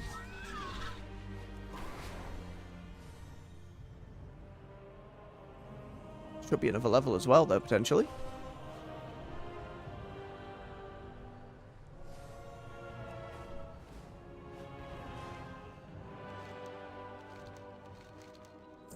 Beautiful. Get that knowledge.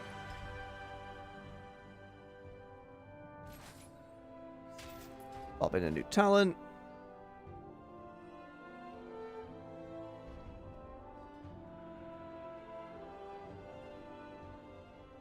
Go faster. Yes, please. Alright. Just have the enchanter to go.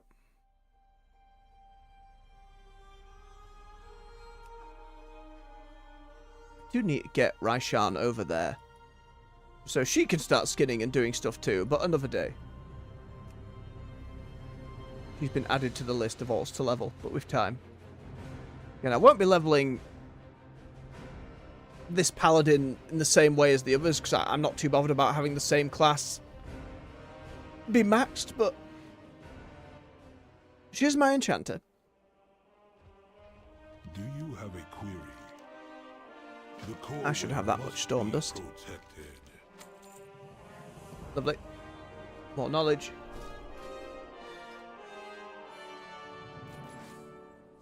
I should check how my enchanting supplies are looking, actually, just in case. Because at some point, she's going to have to start disenchanting everything from the war bank.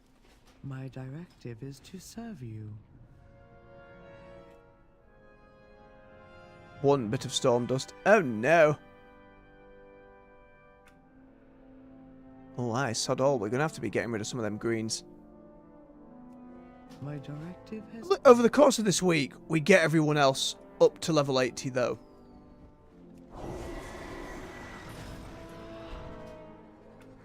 So then we can just clear out everything we need from said warbank. Alright. Now we go back to the mage, who's going to be back on the Siren Isle.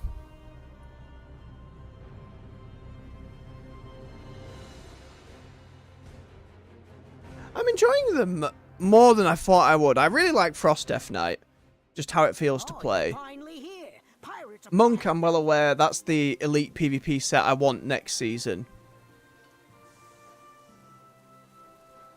And playing tank on Demon Hunter, I really enjoy the rotation. It's simple, it's straightforward. It's not a load of buttons to press. no slacking. Back to Survival work. Hunter, I love the theme. I'm just not overjoyed by bombs. Outsiders That are kind a of thing. welcome surprise. Find joy.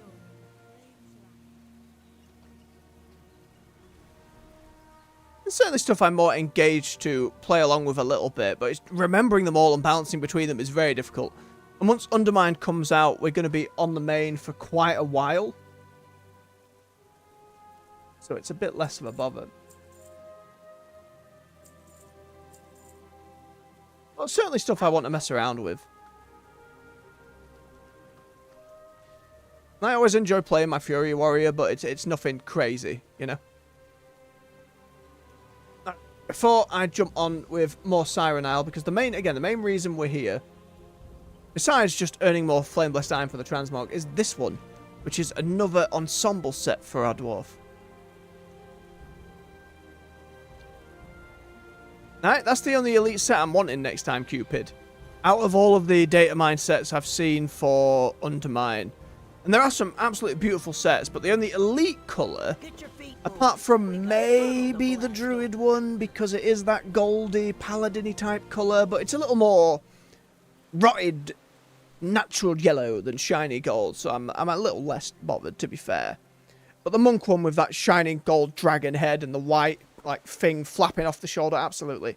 I don't think I'm necessarily going to be healing. I'll probably be going Windwalker just not to lose my mind.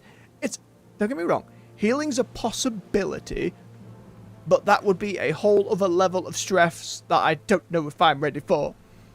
We'll see. Again, it will be a while before I get to the point of PvPing proper on the monk. Just because Undermine's going to have so many new things. There'll be the new Delve season as well that I'll be diving into. All the different lore quests, stories, weeklies, renown tracks. Even doing LFR for now the raid has a renown track. Like, there's a lot, bub. Not to mention driving around Goblin Town GTA style with a, you know, a whole new ground mount system that is specific to the Goblin stuff. It's still meant to drop, we think, 25th, 26th is currently the best guess we have for the next patch. So it's 2 weeks away. Not too far. Gonna have to see. There is certainly... They've put a lot of, like, whether it's YouTube shorts or a couple of odd videos on their official channel. I recommend you have a look. There's a lot coming. I completely. Screw healing, it's too much from Cupid in the chat. It's certainly a bloody worry. Absolutely a gigantic worry for PvPing. We'll see how we go. At least playing around with some of the moves on the Windwalker feels fun. It feels fun. And the hero talents, whilst I was saying earlier on the stream, the Celestial one seems thematically real cool, but for PvP, the Shadowpan one just feels like it's going to be more reliable. You've got a sneaky feeling your computer's going to die driving around Goblin Town. Oh boy. I think you'll be fine. Just, we'll knock down the view distance, turn everything to potato mode. You'll be fine. Alright, I need to quickly nip for a bio break, and then we'll get on with this next set of Siren Isle quests. So stretch your legs, refill your beverage. I'll be back with you in just a few minutes. See you soon.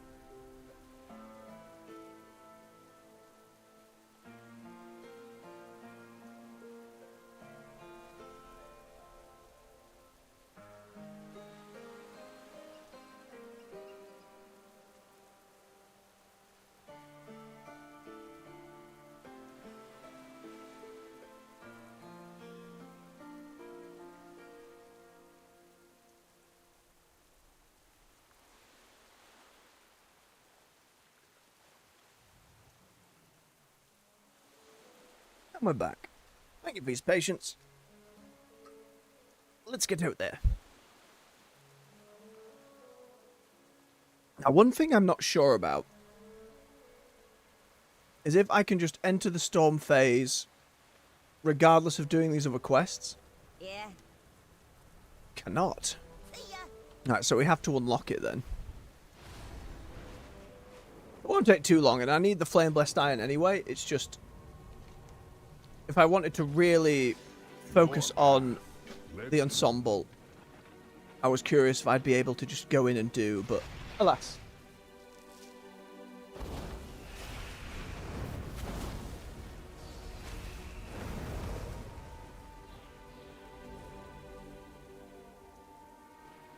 Guess that was not the one I needed for a quest. Never mind. Thought I'd catch something out of the way. Burn, my carts, burn!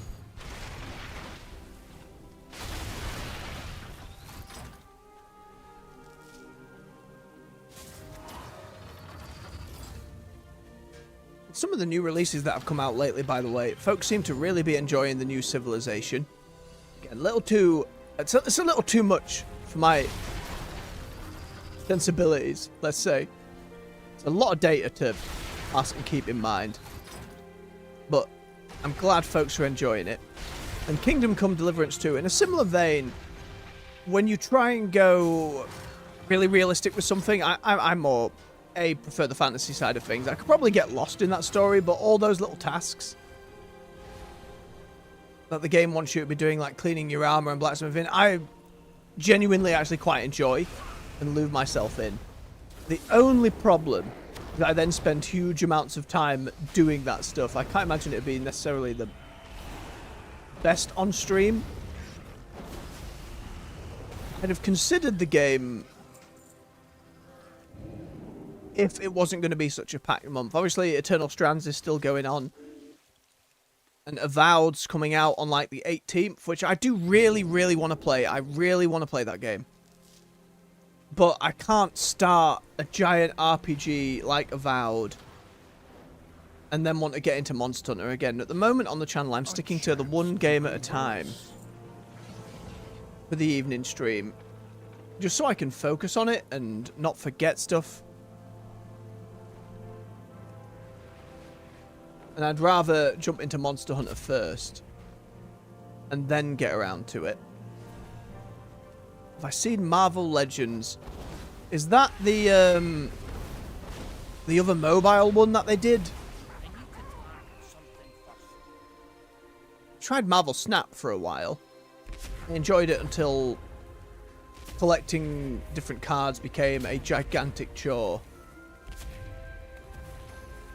Which always frustrated me, not to completely tangent, but it really frustrated me. They sold it with a lot of marketing as like, and you don't have to spend loads of money on your collection, but it's like, yeah, but you do have to spend money if you want to get anything in a decent time frame. It was still a lot of fun, it's just it became such a massive grind that it was no longer enjoyable to play. I just felt like the FOMO really kicked in for the battle passes and stuff, and it was not about it. It's still a fun card game, though. Especially if it's something you're going to play casually. But Legends, the names I've heard a few times. It's not like one of them Raid Shadow Legends one, is it? Where you pick up characters and slowly try and make them Gatchery get better while doing individual missions, auto battles. Is it that kind of thing? Or is it a little more game?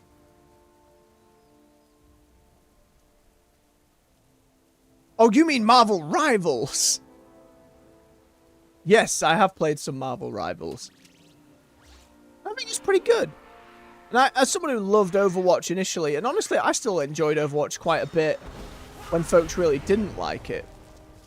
Problem was, I was playing it because I was like, cool, all these skins I'm getting will be usable when they make that PvE mode. And then they cancelled that PvE mode, and I lost all interest. I think like any game, if you had a group of friends playing with it, still plenty fun, but I understand a lot of people's concerns. No, it's alright, bub, I was just like, I know Marvel Legends is a game. No, Rivals, it is a lot of fun, and I think one of the benefits, especially compared to Overwatch, is they're really trying to stick to not having to force people into a role queue and letting them just, things being overpowered and broken, and not necessarily caring that they get into that state. So I think over time, Overwatch was so focused on being competitive in an esport, which was more a mandate from higher-ups than actually where the devs wanted, and now they are where they are because of said management decisions. It's a bloody nightmare. Oh, day one release of Overwatch 1 initially. My goodness, that's a hot take. Pretty universally enjoyed, but hey, if it wasn't for you, it wasn't for you. But for whatever reason, Marvel Rivals is gelling, then fair play. Like, when I lived away at a flat with a load of friends, and Overwatch came out, we were all in it. At one point, we had like 6 Xboxes hooked up to 6 different TVs and PC screens, and we were all playing it as a group of 6.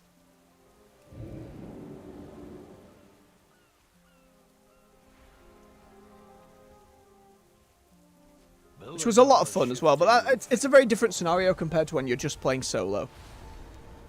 To be fair to you. And again, each to their own. If it wasn't for you, it wasn't for you. What specifically about Marvel Rivals is it, compared to Overwatch, that's having you enjoy it a lot more than what you can remember from that first time trying? Is it just time has passed and you enjoy games like that a little more? Is it having the Marvel characters? Or like, what about it has won you over in a way that Overwatch did not do, even in what some would consider its glory days? I want to deal with this dragon with the cobalts. Oh, crystal, not dragon.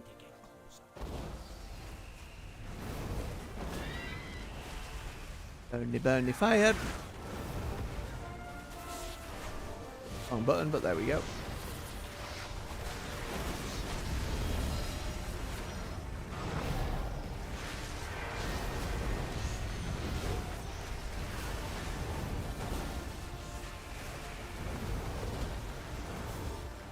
Don't get hit by the boulder.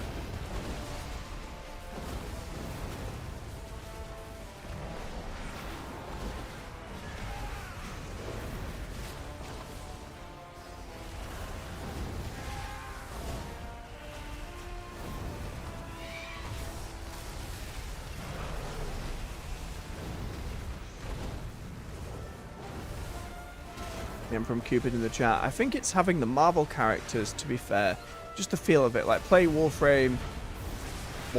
Wolverine, you feel like it should. Same with Magneto and Hulk. It's really well designed. I agree with that for some characters. I feel like Wolverine, I think they're pretty much nailed. But I think for, say, same with Hulk. Well, even then it's to a degree. Like, Hulk giving people a shield doesn't feel very Hulk to me. And Magneto is all about, you know, moving metal and objects, but again, it's just like, I have this kind of purple barrier ahead of me rather than a barrier of literal metal. Like, I understand gameplay-wise what they were going for. I feel like they could have just lent more into the game. It felt more like, to me, they were trying to tick some of those character boxes from Overwatch and other games. Like, oh, this is a tank character, so it needs abilities for that, rather than trying to come up with something truly unique for some of them. But again, then you look at someone like Wolverine, or Spider-Man and Venom felt really good to play. You know, again, Venom has a strange thing where he gives people a shield, but at some point, the realities of class design come into play. But certainly, with all the voice acting they did for it too, and how a lot of the buttons feel, and I think especially how the characters just move, and the art style for that game, I think, is really well done. It's not straight up the MCU, but it's a close enough marriage between that and the comics that I think it comes across really well. And while I like that the battle passes, once you purchase them, lose the FOMO. Like, once you've purchased it, it's there forever, and you can earn it forever. Fantastic. Great. But the ability to buy it is still FOMO, because, you know, it's only available for a certain amount of time. And some of those prices are the skins, and it didn't seem like you could earn a lot of the currency needed for that, if any. Which I'm always going to have a bugbear about. Too much FOMO and monetization plus. But they have done a really good job at making a fun game that came out with its servers working without everything immediately imploding, which is hard to do these days, and even in the era of live service. It is hard to get out of the door with something that immediately captures people, and I think the player numbers are a testament to that. There was a recent bit of bad news where between like the mid-season, they were going to, I read this the other day, they were going to wipe XP, but there was such an immediate, not XP, but like players rank in the ranked mode, but there was such an immediate pushback, they pulled back on it straight away. And we're like, oh, okay, you keep your XP. That's fine. Which I think is fair enough. I don't get as invested on the ranked climbs, but I certainly understand people not wanting to be refreshed mid-season. But that's something I think they'll figure out more and more as the game continues to do well. No, you're absolutely right. We shouldn't have to give props to a company for games that work. The reality of stuff that's always online. And like for years, for example, WoW has had some horrendous launches. I mean, Diablo 3 was probably one of the most infamous, where you couldn't play for the better part of a few days. Was it Era 37 or 34 or 17? One of those. But just server capacity, buying up said servers, making sure you don't overspend in a way that's unsustainable, but having enough working for launch, like.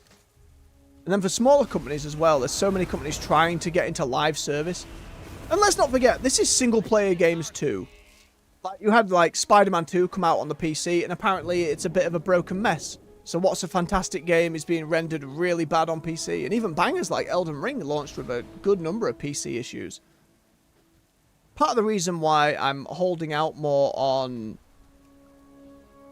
Avowed than Monster Hunter, because the Monster Hunter series, generally speaking over the years, unless I'm much mistaken, have launched very well. Whereas RPGs can launch with, you know, quest-breaking bugs, save game deletions. You look at Elder Scrolls, a huge number of just bugs in general. But it is a sad state of affairs where that's what we're most worried about, and getting something on day one. Like, quality aside, it's not good to really pre-order these days. And I know, like, I've pre-ordered Monster Hunter Wilds. I'm in there. I'm going to play it. I know I'm going to enjoy it. I've played the betas. I've had a good time. And nothing about that screams to me, this is going to be a shit show. But especially for unknowns or big multiplayer stuff, and live services especially, have to be careful this day and age when you're pre-ordering, because you can just get screwed. A lot of people take time off work and that kind of thing. And I think especially these days, it's just unwise to do so for launch. But I understand it. I can't argue with the excitement and that hype train getting you in there. Regardless of what game's your cup of tea.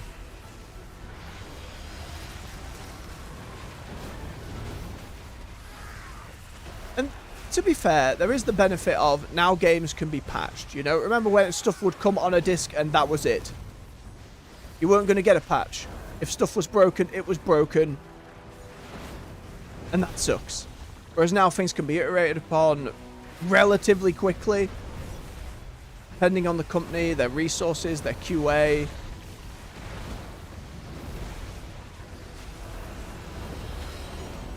And while it has led to some like bad business practice, like I think WoW's War Within having the whole early access period was not a great move, consumer friendliness wise.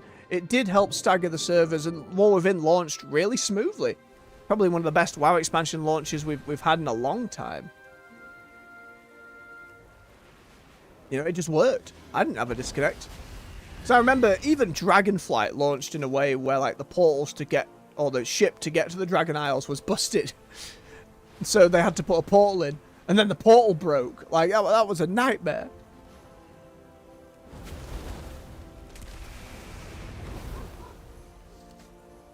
I think a lot of it leads to, especially in the AAA space, stop spending millions and millions of pounds making games. Make games that are a little bit smaller. You can be AAA and still not be hundreds and hundreds of hours. Yeah, it's hard to use that sentiment for Spider-Man 2, though. That's just companies caring less about their ports, and Sony needs to get their shit together for that. Like Indiana Jones, that came out end of last year, did really well and was very polished. So, you know, it's not like it's impossible. But again, QA, testing, and that final bit of polish is so often filled of understaffed, underpaid, overworked, like, not really respected by more managerial stuff in a good chunk of companies.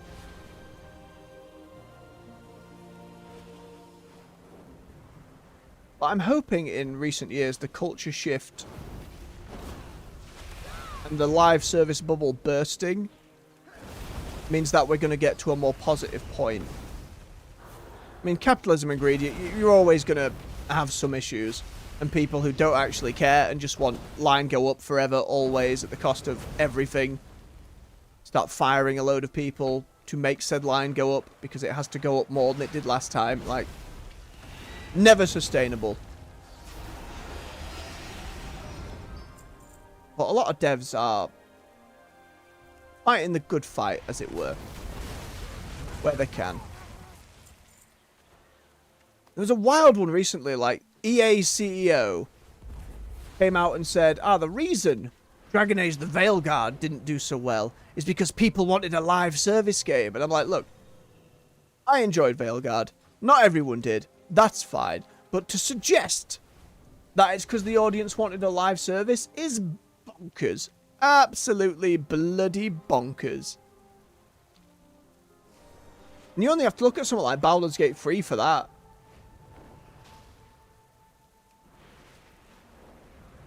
Did mightily well all on its own without needing to be a live service, goddammit. No, what buggered Veilguard more than anything was it being in development hell with poor management, taking it from a live service to a single-player game and then to a different single-player game. Not exactly the best work environment to make the best product you can.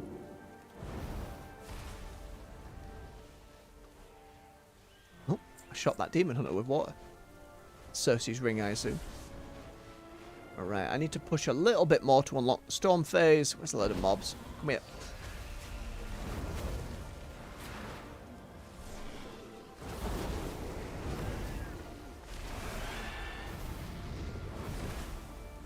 The WoW team has gone through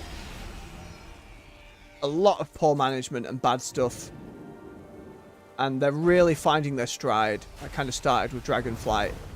We're gonna have to see how the rest of the saga plays out, but I'm really hopeful for WoW and the future it's building and all the stuff. I don't know. Did you see the article breaking down player housing, Cupid? Do you know what a neighborhood is?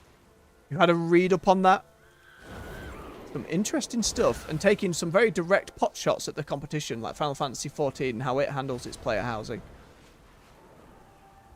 If it all lands well, that's setting WoW up for potentially by itself another 10 years. Don't matter how, like, gameplay, story, gearing, how any of that goes. If people love the housing, that can keep an MMO afloat by itself.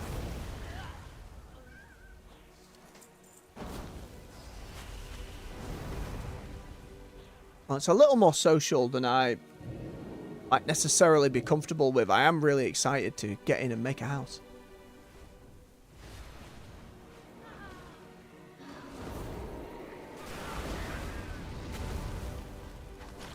Burn more pirates. Where am I at? 81%. Not far off now.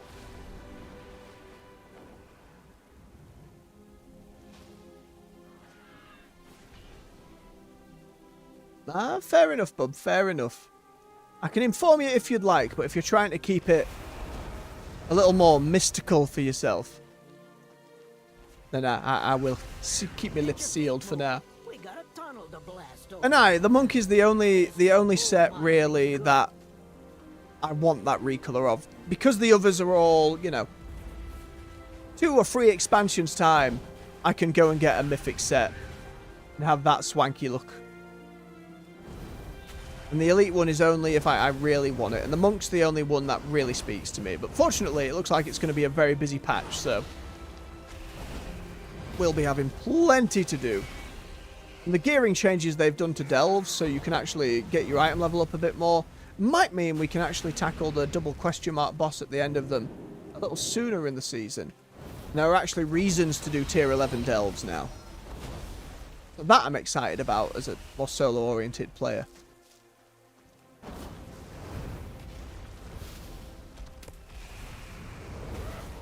Well, I didn't look into it. There was some zone upgrades for not just Goblin Town itself in Undermine, but they're adding a good chunk of stuff to the Ringing Deeps, like a lead-in mini-zone, and then something like that. I saw an article or something mentioned there's going to be something new in Zuldazar, or Zandalar, and I was like, oh. Are the Haranir going to go and visit more Troll Society? I didn't look into it because I don't want any story spoilers, but I was really curious to see that.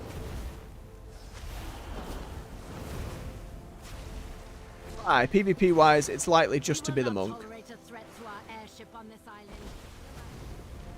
I mean, if there were more meaningful PvP changes, I maybe would want to check something out on my main as well, but it looks like there's absolutely no change to Blitz. Or if there is, they haven't talked about any of it yet.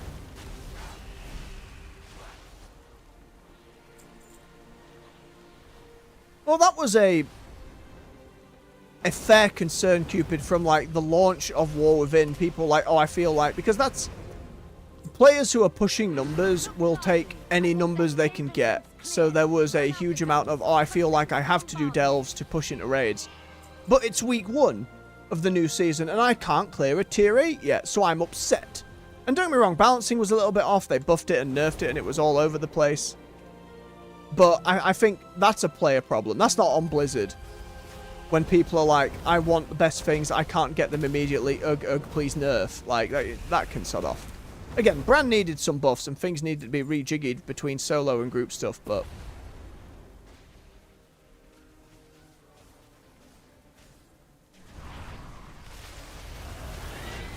they've certainly changed how the scaling works for the delves going forward. It now, from what I understand, it is based on, like, the higher end of it is more based on the highest delve gear you can get, rather than, like, raid level enemies just bopping you with auto attacks. So it should be a much smoother experience. But again, if player perception, when all that comes out, is going to be, I should be able to get all the best gear ready for raiding within the first couple weeks, then that's just going to be a big problem. I'll go do the dragon. I've not done the dragon one yet. Still got 10% more to go. 40 seconds. Okay. It was fun going back while we've been leveling, going back on my Destruction Warlock. I know you'd love to see some Warlock PvP. Hey, there's... WoW streams aren't going nowhere. At some point, there will be a Warlock Elite set that comes out that just makes me, ooh, and I'm going to have to get it. You know, it is an inevitability, Cupid. I know it's your favourite, you're just going to have to give it time. And again, maybe if when they do more changes to PvP as a whole, and there's more reasons to go in PvP, potentially, that might assist with things. But at the moment, unless they've just held off on any changes, the fact that Blitz is still kind of not efficient in any way, and they're not really encouraging people to get in, so the queue times are still going to be up. There's nothing really for me there other than the said elite sets.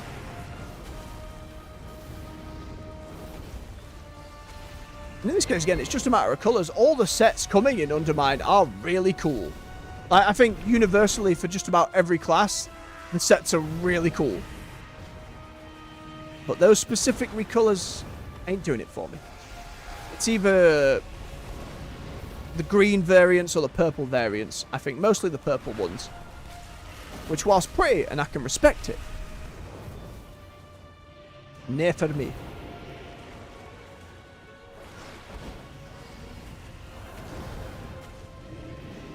Oh, don't stand in it.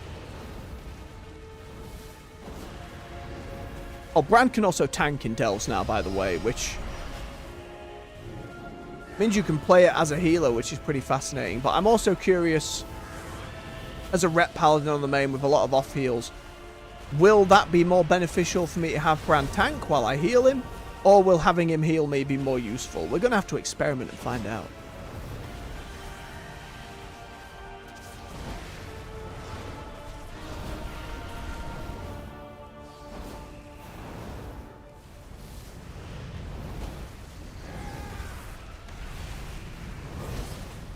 Come on, dragon.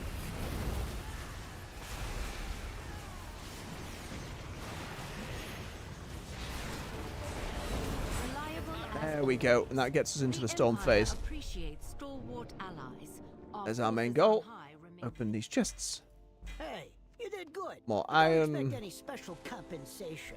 You get paid just like all the Ooh. others. You want a cola? Dewash Zoldazar mallet. Worn heavily by the salt and waves of the sea, a faint mosaic of a shark can be seen etched into the head of the mallet. That's a fancy bit of transmog. I'd take a big solid hammer. A bit good on the shaman or the warrior.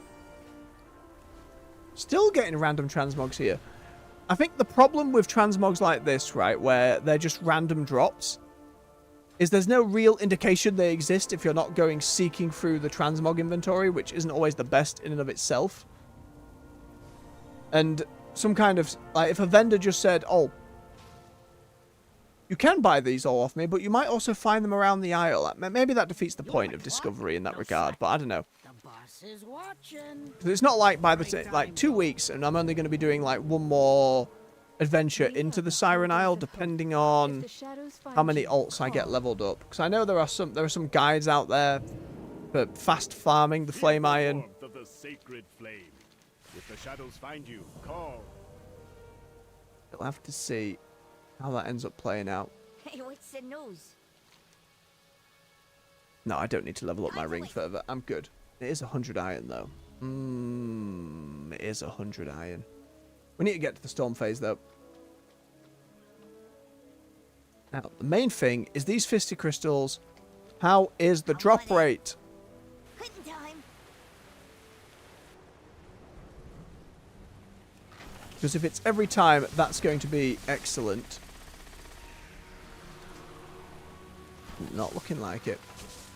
If there is mixed as the first set, then that's going to aggravate me because it took long enough to get 50 of these things with both the storm phase and the base isle. If these 50 are limited to just the storm phase and the drop rate is still bugger all, that's not going to be great.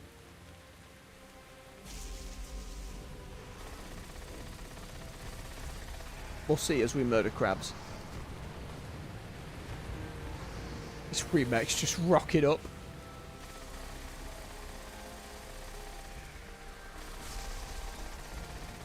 Own their eggs. Destroy their homes. There's going to be a lot of this in Goblin Town, I assume.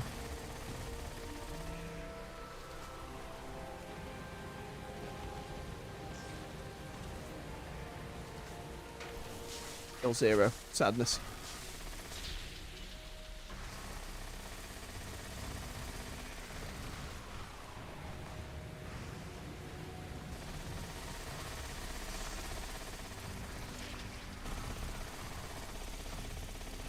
And it might be a day or two just farming the Siren Isle at some point.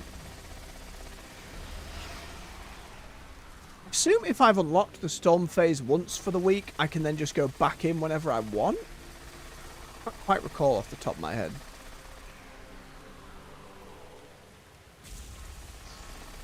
Get this crab. Still 0. God damn it, game. More egg.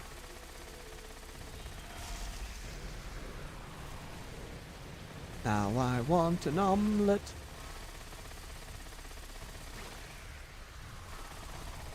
There we go.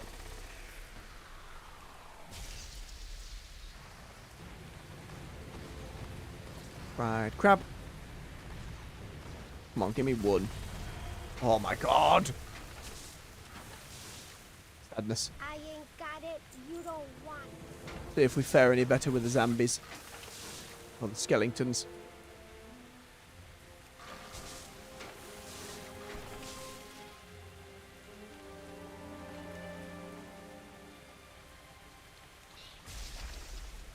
There you lot.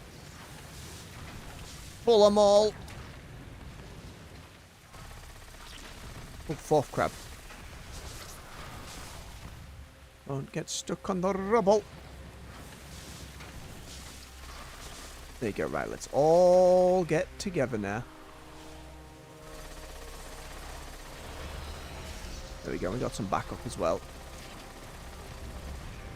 Beautiful. Surely this pile... Hey, 1 out of 50. Oh, no. It's going to be a nasty grind.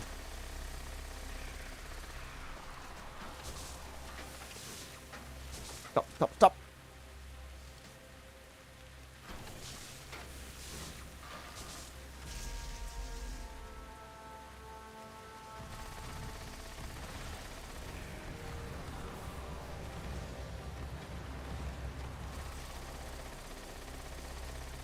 It's just such an unnecessary bit of grind for some transmog.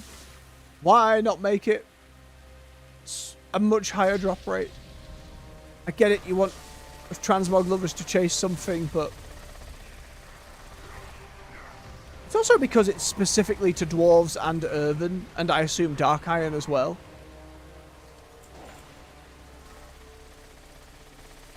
No worries, bub. I appreciate any of the time you wish to bring. Hope you enjoy yourself. Best of luck with the day ahead. Much love to you too, bub. Take care. Thanks for stopping by. We'll continue my zombie murdering escapades. Fight them on the beaches, as it were.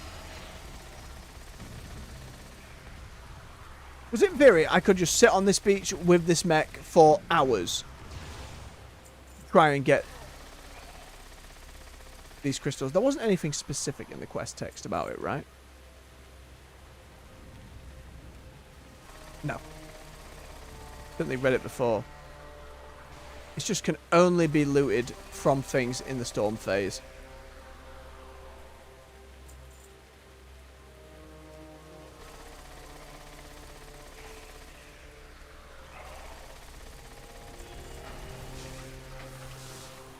The fact I've only found a single one is worrying. Oh, I forgot to pick up the quest. I've just been murdering them. Oh, is that official now, Cupid? Like an announcement from Blizz? Or is that still speculation? Because some official confirmation would be ideal.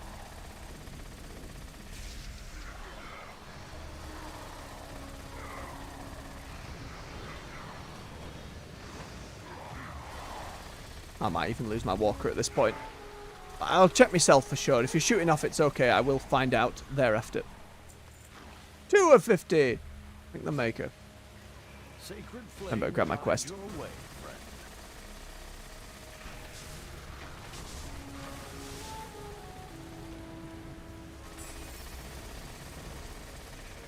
Okay, that's all we needed to murder in the area, but... my crab.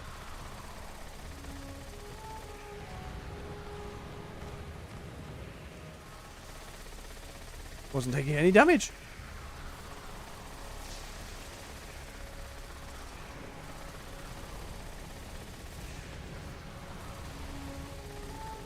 Understood, bub. Cheers for the heads up. Take care.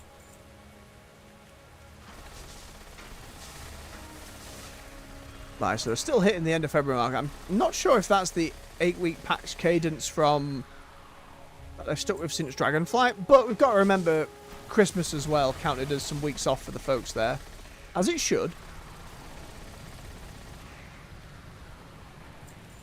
I wonder if you take that into account, if it has actually been lines up just about with said 8 weeks.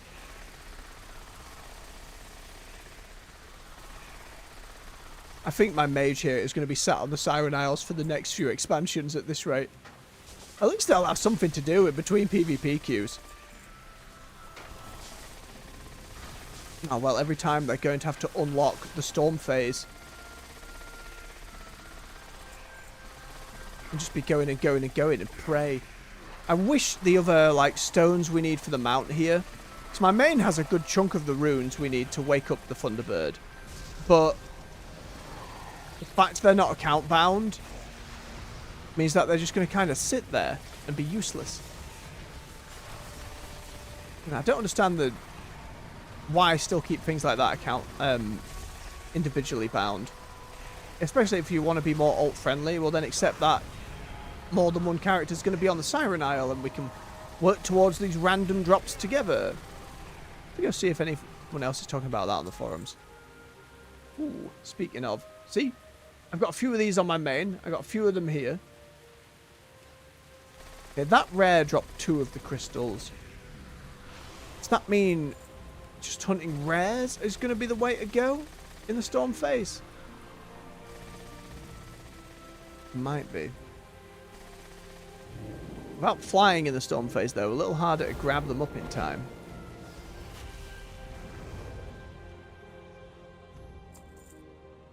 Hey, there's another. See, suddenly we're getting some more. I'd have to at least try and kill one more rare to see if they guarantee a drop of them. Because at least that's something at that point. I can focus in on it a little bit.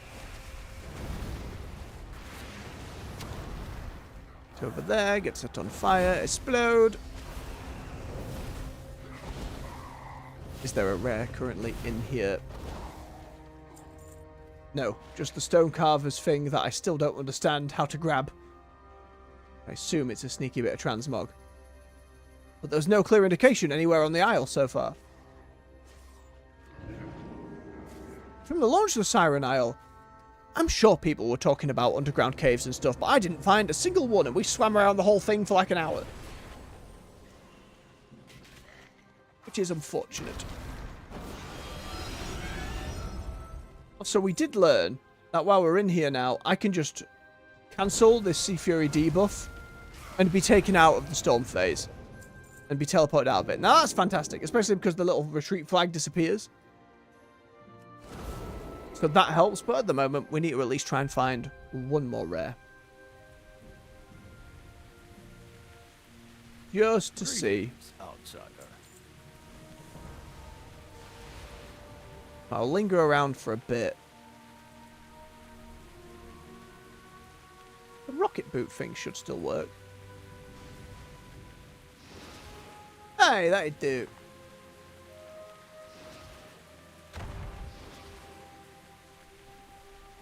And the rare is gone. Right, I'll just hold up for one more to appear while farming some other stuff.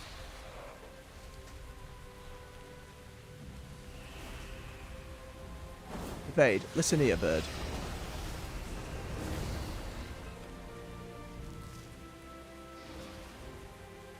Maybe the elites think... Well, no, the elites don't count. Otherwise, all those crabs would have dropped some, wouldn't they?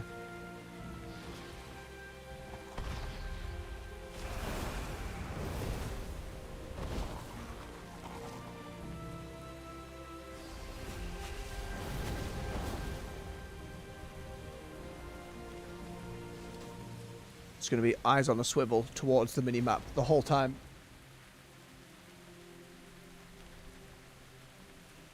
Try and vaguely stay somewhere in the centre. There'll still be players fighting a load of crabs around here, right? As long as I try and just...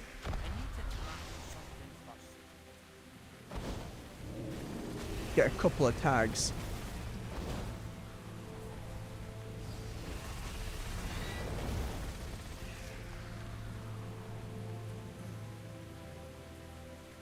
Rock on with this mech for now.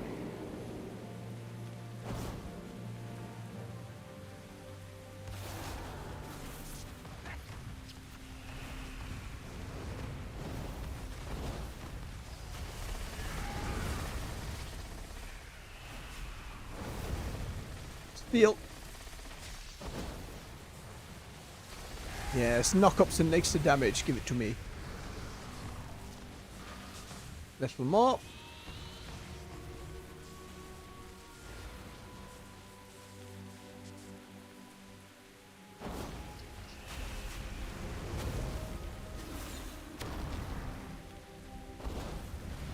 Oh no, the mech went. Sadness. Probably put the buff on again for me to grab.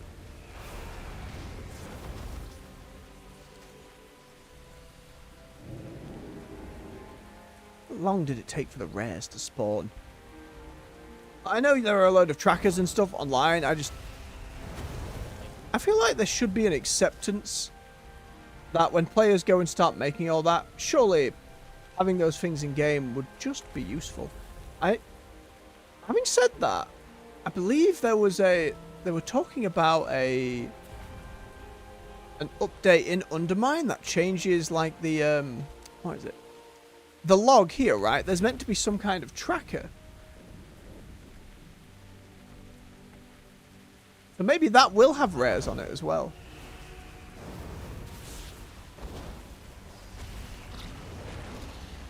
Nope, I took aggro off that other dwarf before they died. So I imagine they are doing exactly what I'm doing. Oh, a rare has appeared. 2 rares have appeared.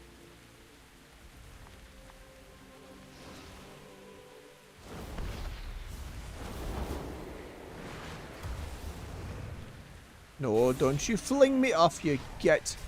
I just missed that hurricane, that meteor. That's fine. It's fine.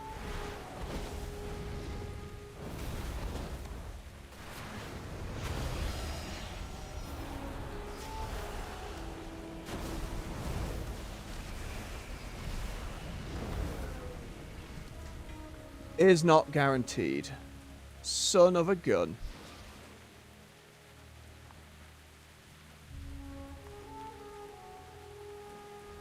It's that crab again.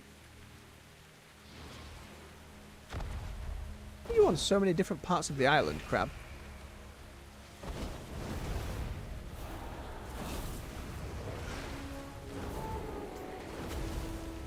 Right, if it's not guaranteed, then I'm not gonna hammer it home too much. Kill a few more. Ow, ow, ow.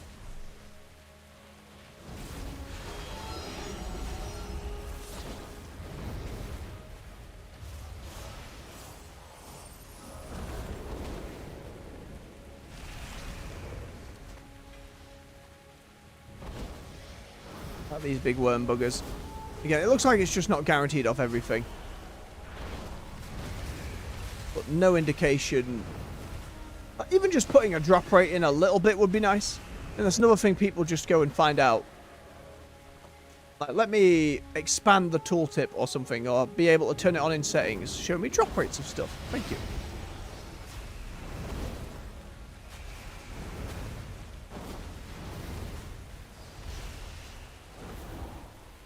Perhaps people have found a good way to farm it, though. I'll do a bit of Googling at some point.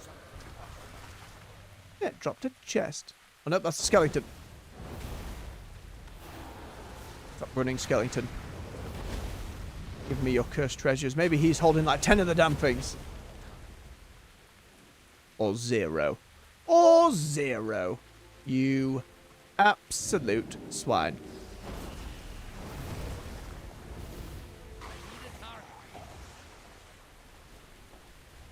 See, now it just feels bad. Alright, let us leave the Siren Isle. Get your feet moving. We got a Oh, and it puts me back to base camp as well. That's really nice. We will not tolerate a threat to our airship on this island, no matter where it may hide. Allies of the Okay, that one's flying that little ship with the silly wind button. That one's fine. Again, it's just another 100 flame-blessed iron.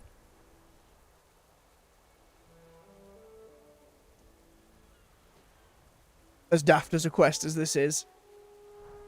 Like, I know it says survive, but it's hard not to. For questing content, WoW is so rarely actually trying to put you in any danger. Like, I can turn my brain off because it's like, go right, go left, go, like, rather than just, like, visually showing me. They want people to succeed, and I get that. You've got to consider, like, the age range of folks playing and how many video games individuals might say what might seem like an extremely simple thing to us might be extremely difficult for others. But even so, don't frame it as survive, then be like, chart the wins, or like frame it in a different way. Otherwise, it just feels like pandering in a way.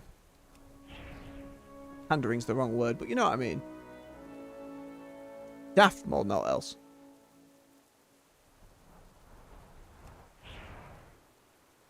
I bet I nearly missed it then. Well, I bet the timing's pretty generous. I'm not going to fail on purpose because I'd rather just, you know, get it done.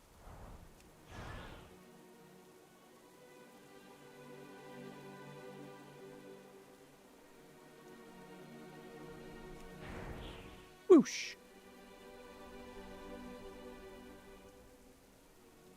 Nearly there. I think it just has to rotate us back round to base camp.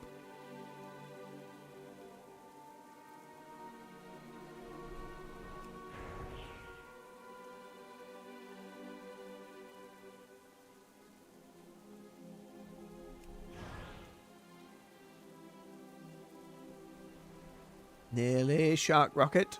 Nearly. It's not really a Zeppelin because it isn't, you know. What's the definition of Zeppelin? I suppose it's more like a Zeppelin than it is a hot air balloon like these. Wrong button!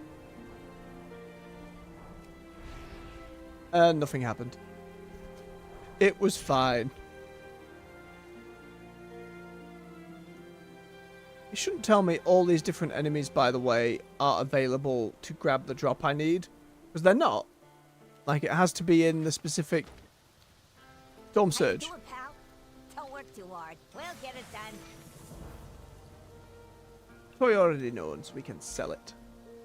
Ooh. Just a regular trinket.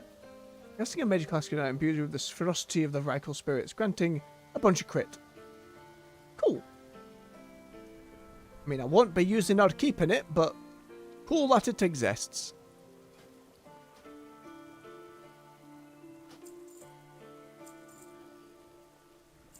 These two are warband bound. In which case, let's open up our water bank. Get them in there.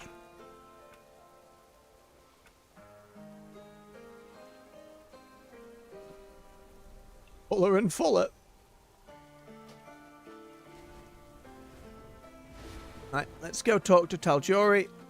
Transfer over our other flame blessed iron.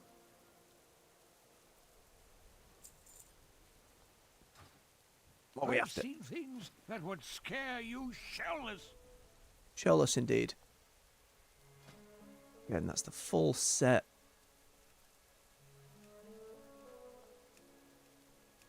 I should really set up a nude outfit on all my characters just so I can better see other transmogs. Which one of these is less clothing? That one's the least amount of clothing. Helps a little bit.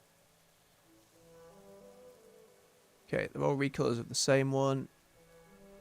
The various hats. I'm just trying to figure out where I want to spend this 5k. Big ensembles are pretty good. Just because they're pretty unique. There's that leather plate. It's got a good amount of furs going on. I like having those options of plate. The cloth being Tuscar's pretty good, but the textures are all, apart from some bits on the shoulders, they're very flat. I know it's older models, but Star Rock hammers. Double check there wasn't a fancy weapon I really wanted. I think the bow looked silly if memory serves. I don't know why it's not showing up.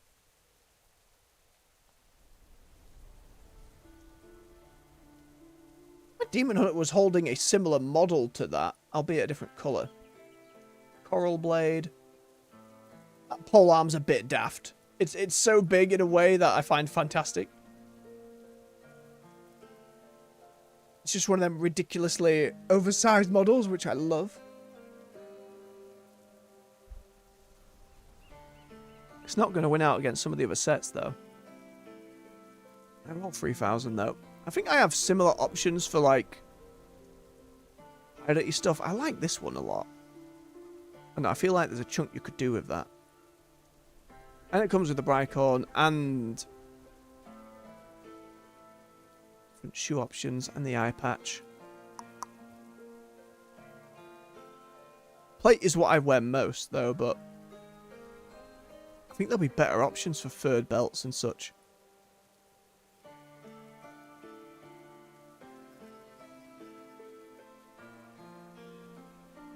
I'm going to go with the grey, just because the more muted colours you can do more with across the board. Now, I'll keep the rest. Maybe can have this waist. Which waist is this? This is just that big one, isn't it? That flat. I think that's specific enough we might use it in some places, but hold off for now. Right. Mage is probably going to remain on the Siren Isle until the day another elite set comes along. Ah, dear. Alright, with that then, folks, I think we're going to call it for the morning. I will say thank you very much for watching. If you enjoyed yourself, don't forget to drop us a like on the video. It helps push it through the algorithm so more folks can come hang out and enjoy some games with us. Subscribe for more content here on the channel. We're on the weekdays, 9 AM GMT with World of Warcraft. And then between 4 and 6 PM with other games. We're experimenting with the time a little bit. Not set in stone yet. Ideally, I just want to get some longer streams done in the evening so I can get through games in a little more of a timely manner and just have more time to enjoy them, to be fair. Really sink my teeth in. But it's going to vary on a day-to-day basis, just how busy the house is and that kind of thing and where I'm at. But you can find playlists to all the games we've already covered right here on the channel. To binge to your heart's content. Just go past the video tabs to that little playlist one, or even the live tab if you want to scroll through more recent postings. But with that said, much love out there, folks. Take care. And until next time, bye-bye.